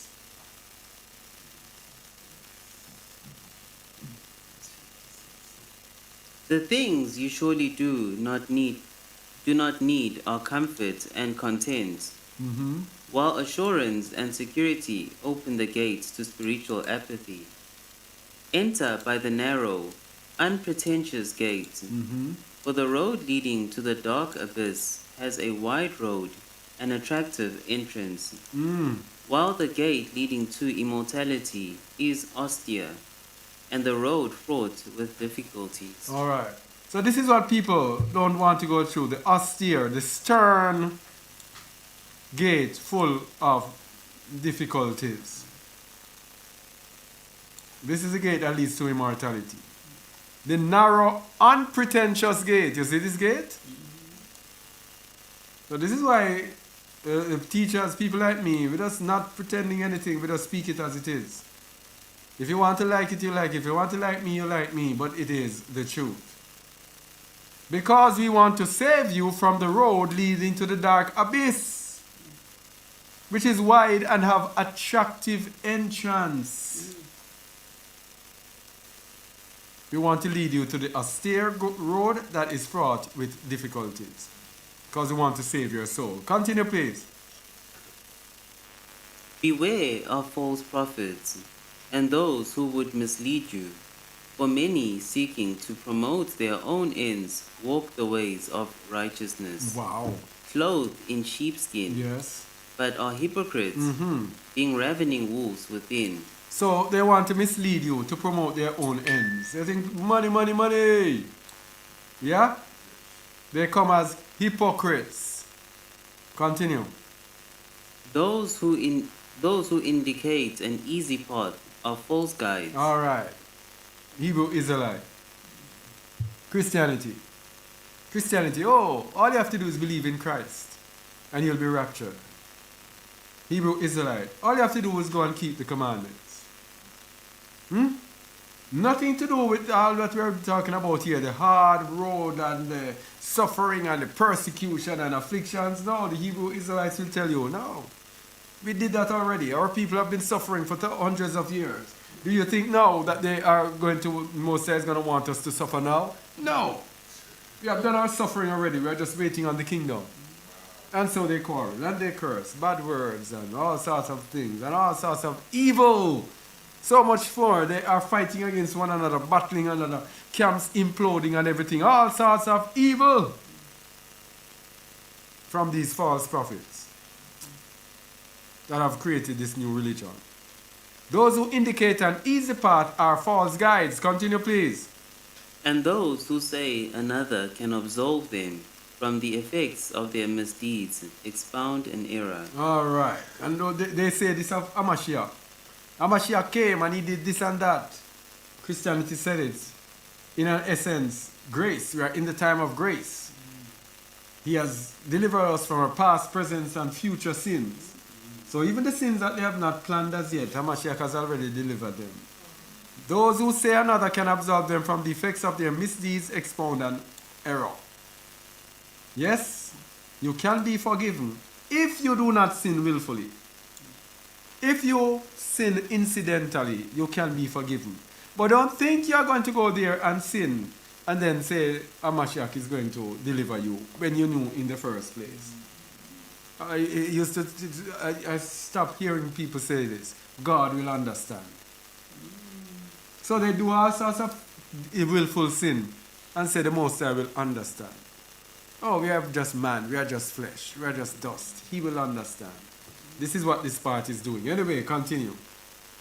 You will know them by the effects of their teachings. Mm-hmm. Just as a good tree is recognized through the fruit it bears. Can the wild thorn produce grapes, or a fig found growing on thistles? Mm-hmm. If a tree fails to produce good fruit, it is cut down and burned, for it can serve no better purpose. Wow.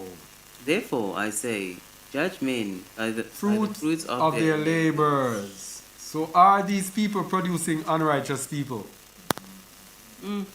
Or is it bearing righteous fruit? Verse 59.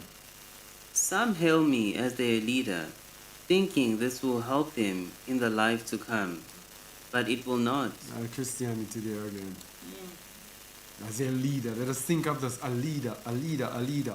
So they don't accept themselves as having to do anything. All they have to do is say they follow the leader and they are good. But Hamashiach said, only those who wholeheartedly serve the cause and purpose of Yahuwah will enjoy this in full glory. The operative word there is wholeheartedly. Wholeheartedly serve the cause and purpose of Yahuwah. Only those who wholeheartedly, not those who half-heartedly serve the purpose. Continue. Many who do things in my name will expect me to intercede for them. But to these I will say, I did not know you, or authorize the statements you made. By your deeds shall you be judged. Wow. By your deeds shall you be judged. And by the way, stay for this. I forgot to tell you, we have a dream that is coming up that is very profound for those who are listening us. A dream, an explanation that's coming up very soon. Yahuwah willing. Continue, verse 60. This does not apply to those who, hearing my words, put them into practice. For they are like the sensible man who built his house on a foundation of rock. The rain poured down, and the floods rose. The wind howled above and beat against the house, but it did not collapse because it was set firmly. And by the way, I was speaking about the dream. This here verse has to do with the dream as well. I want you to read it again so that you remember when the dream comes, you will get the understanding of it. Verse 60. This does not apply to those who, hearing my words, put them into practice. Man. God, again, it's so powerful. Read it again. People, somebody can take a note of this verse, please. Because when the dream comes, we're going to go back to it. Read it again, please. This does not apply to those who, hearing my words, put them into practice, for they are like the sensible man who built his house on a foundation of rock. The rain poured down, and the floods rose. The wind howled above and beat against the house, but it did not collapse because it was set firmly. Wow. Oh, man. Anyway, go on. We'll get the dream. We'll see it. But there will be many who, hearing these words of mine, will ignore them. Mm-hmm. And these may be likened to a foolish man who built his house on sand. Mm-hmm. The rain poured down, the floods rose, the wind howled and beat against the walls, and the whole house collapsed. Oh, boy. Continue there, please. This is a dream. I have to come back to this. Verse 62. I herald the coming of the rule of Alua and a reborn world. I accept those who follow my way. I will lead them into their kingdom. I reject all those who are against my way. All right. I reject all those who are against my way. And this is the way that we teach here, the way of Hamashiach. No other way. Hamashiach, Hamashiach. Those who don't follow it, the Messiah says he rejects them. Verse 63. I call upon men of good will to follow us, men who wholeheartedly desire the light and oppose the way of darkness. There we go again with this wholeheartedly. Desire. What do you desire? Light or darkness? Do you wholeheartedly desire the light? If so, follow the light. Continue. But the road may be long and beset by many foes. This is what you have to be prepared for. Trouble, problems. Continue. Yet have no fear of those who come with swords and fiery words. Their danger is apparent.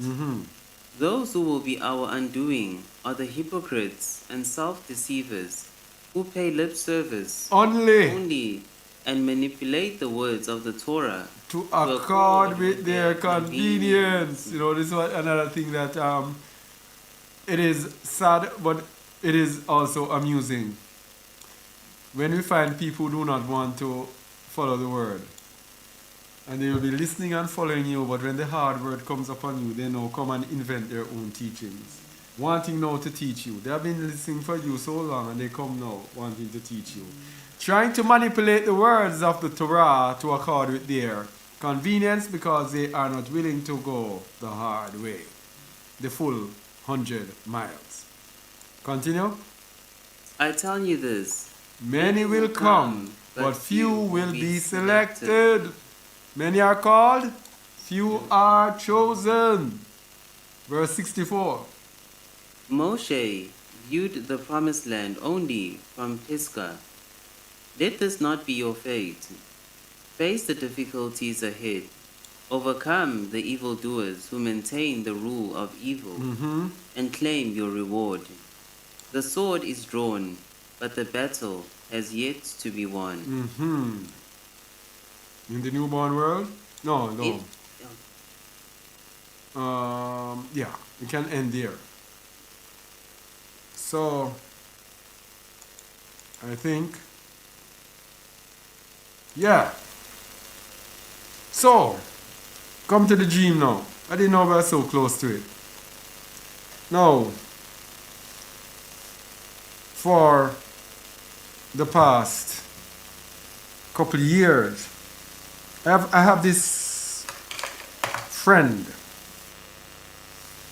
that I went to school with,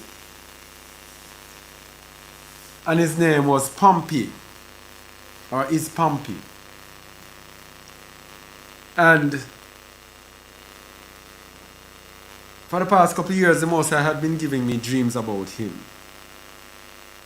And I couldn't understand the dreams. because, you know, when I went to him with the dreams, he would, you know, mockingly, because he doesn't believe anything, and he think he believes in God. You know, some believers who say, oh, they don't read the Bible, they don't do anything, but they just say God, they just acknowledge the Most High. And he's a heavy drinker. And, you know, everything about his personality, this one dream explained everything. I remember getting a dream about him once, about him dying. I saw one of the programs with his name on it. And his name, I didn't even look up the meaning of his English name. I should, to see what the Most High is saying. Because when the Most High comes with these things, it's deep. And let's see the meaning of his name in the meantime. And so I saw on the program his name and the date of his death. But as usual, I can't remember the exact date. Which the Most High, I am happy that he did. Because if he did, then I would have to speak the date and probably get into trouble. People are saying, oh, you're saying that date and that date. So I'm happy that I did not get the date. And you know what his name means? His name means from the king. From the king. So it's telling you that this dream is coming from Yahuwah Sabaoth, from Yahushua Hamashiach, the king Yahusha, and Yahuwah the ultimate king. Let me say his last name. Because anything you get something like this, you dig, the more you dig, the more you get. Alright, his last name means new settlement.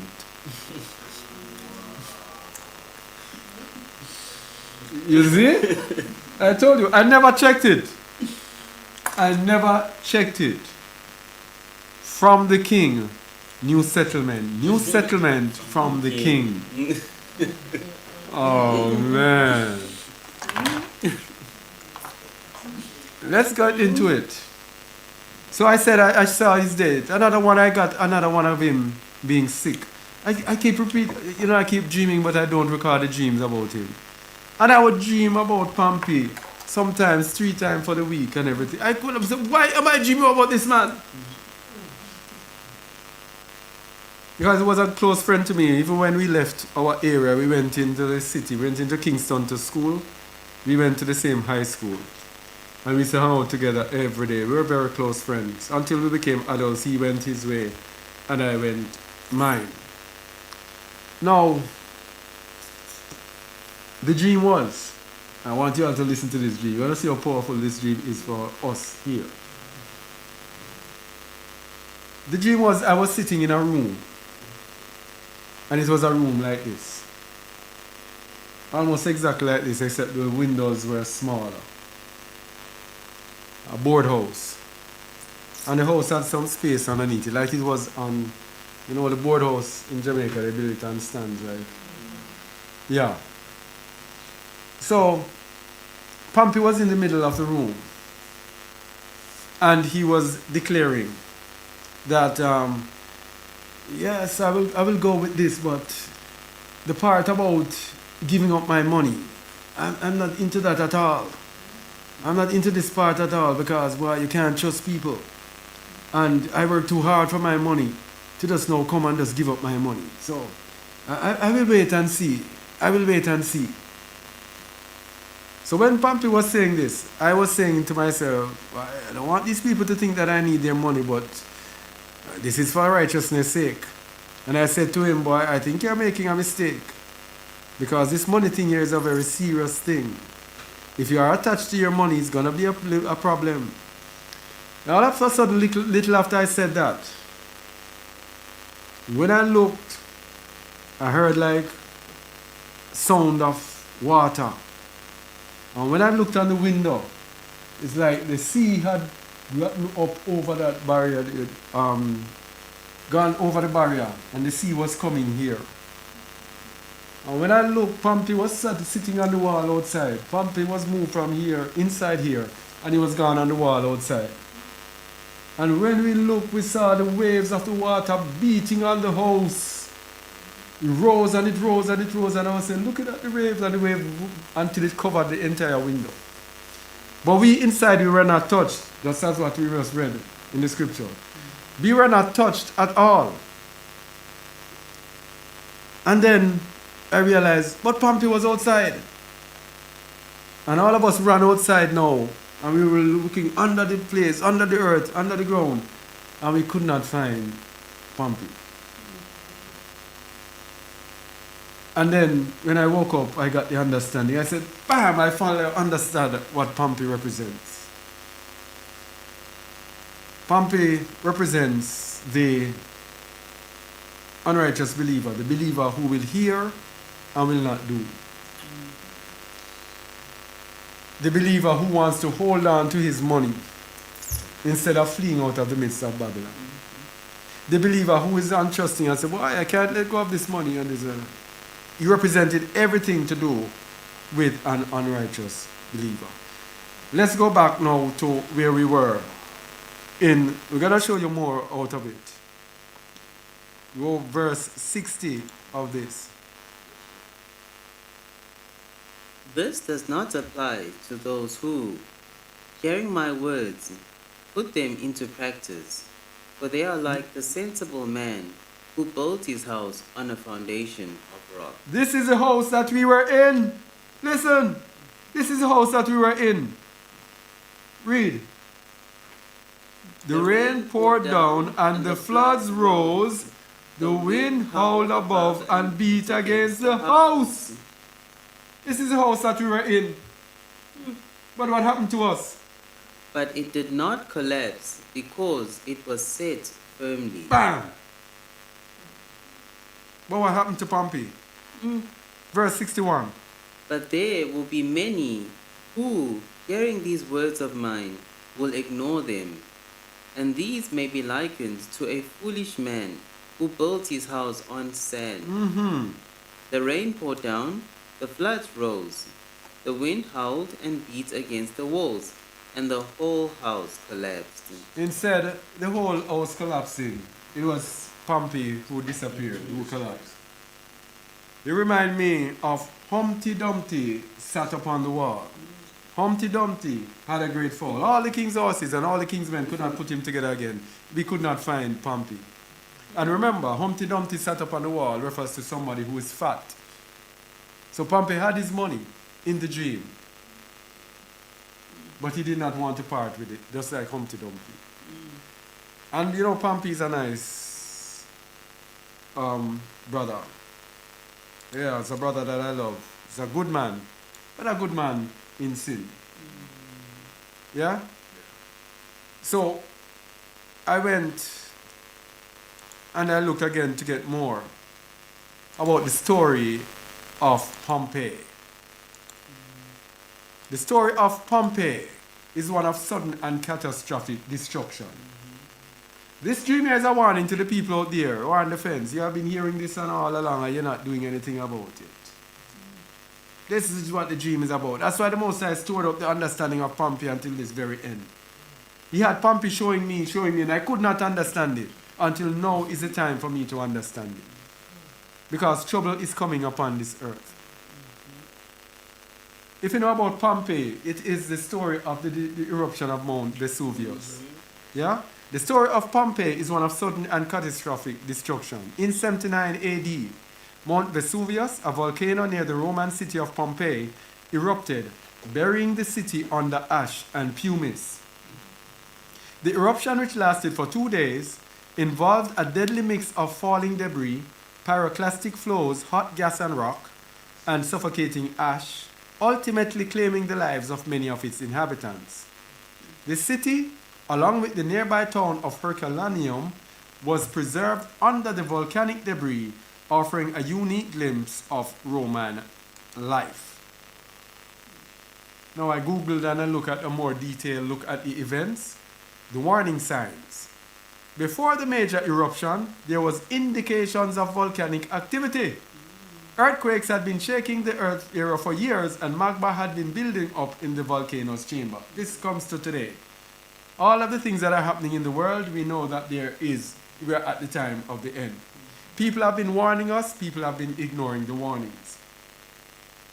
The next one, the eruption begins. On August 24th, the eruption began with a massive explosion that sent a column of ash and pumice high into the sky.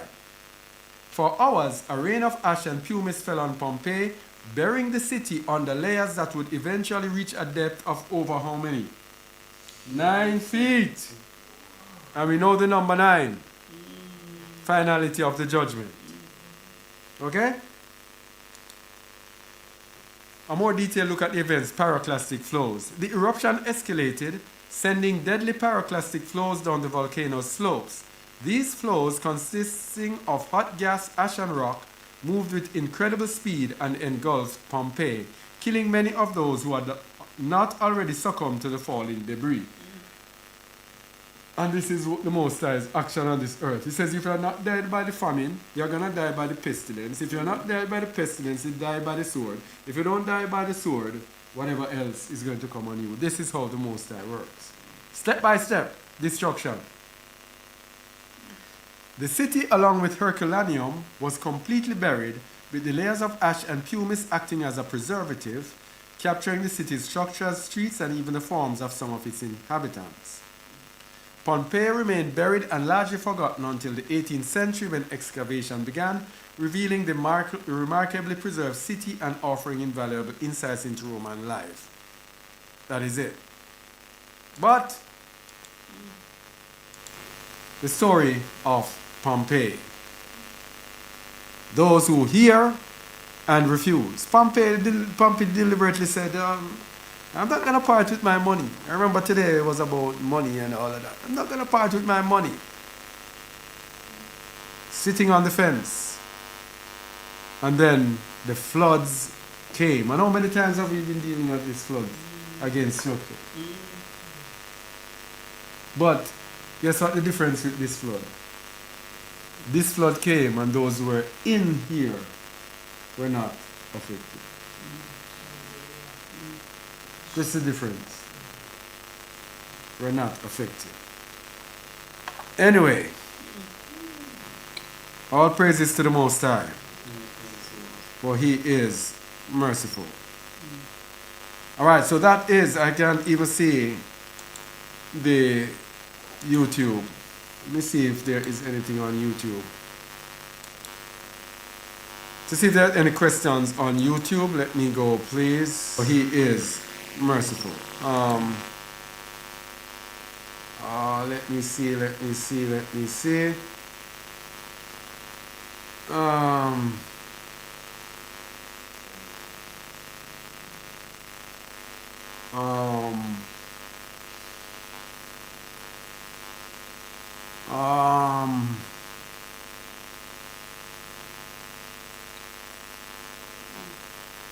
Sedekia Eved, you are very vocal with the scripture. What a whole lot of scriptures. What is this? Man, these people, you have a channel, Zedek. You have a channel. Why don't you go on your channel and do these teachings?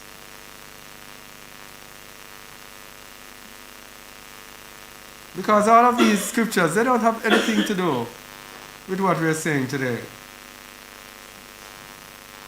Do you see it? Mm-hmm. What do these have to do?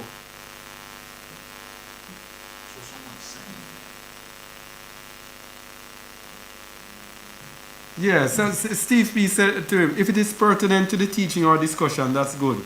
But if not, please explain why you are posting scriptures. That's it.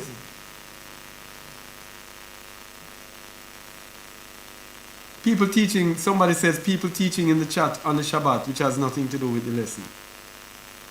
Let me see.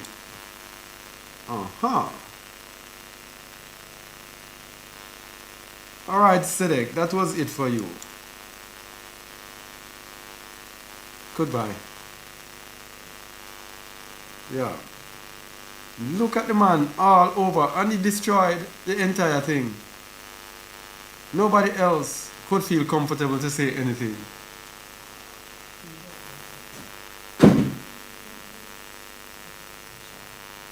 Alright.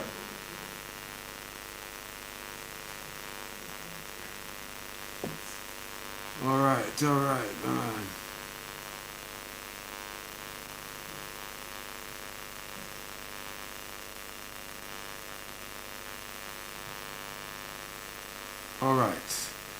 Alright, so that is that. 77 people watching. That's good. 78. That's nice. Okay. Yeah. Alright, so I'm gonna leave because of that that select Eved.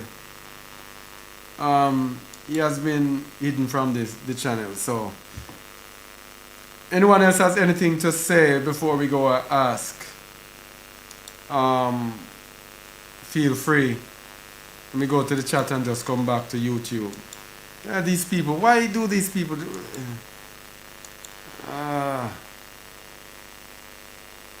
There's a low hissing sound on the YouTube stream, but not on Zoom. I think I know. I think it's that heater thing. All right, let me just go back to YouTube now to make sure to see if there's anything else.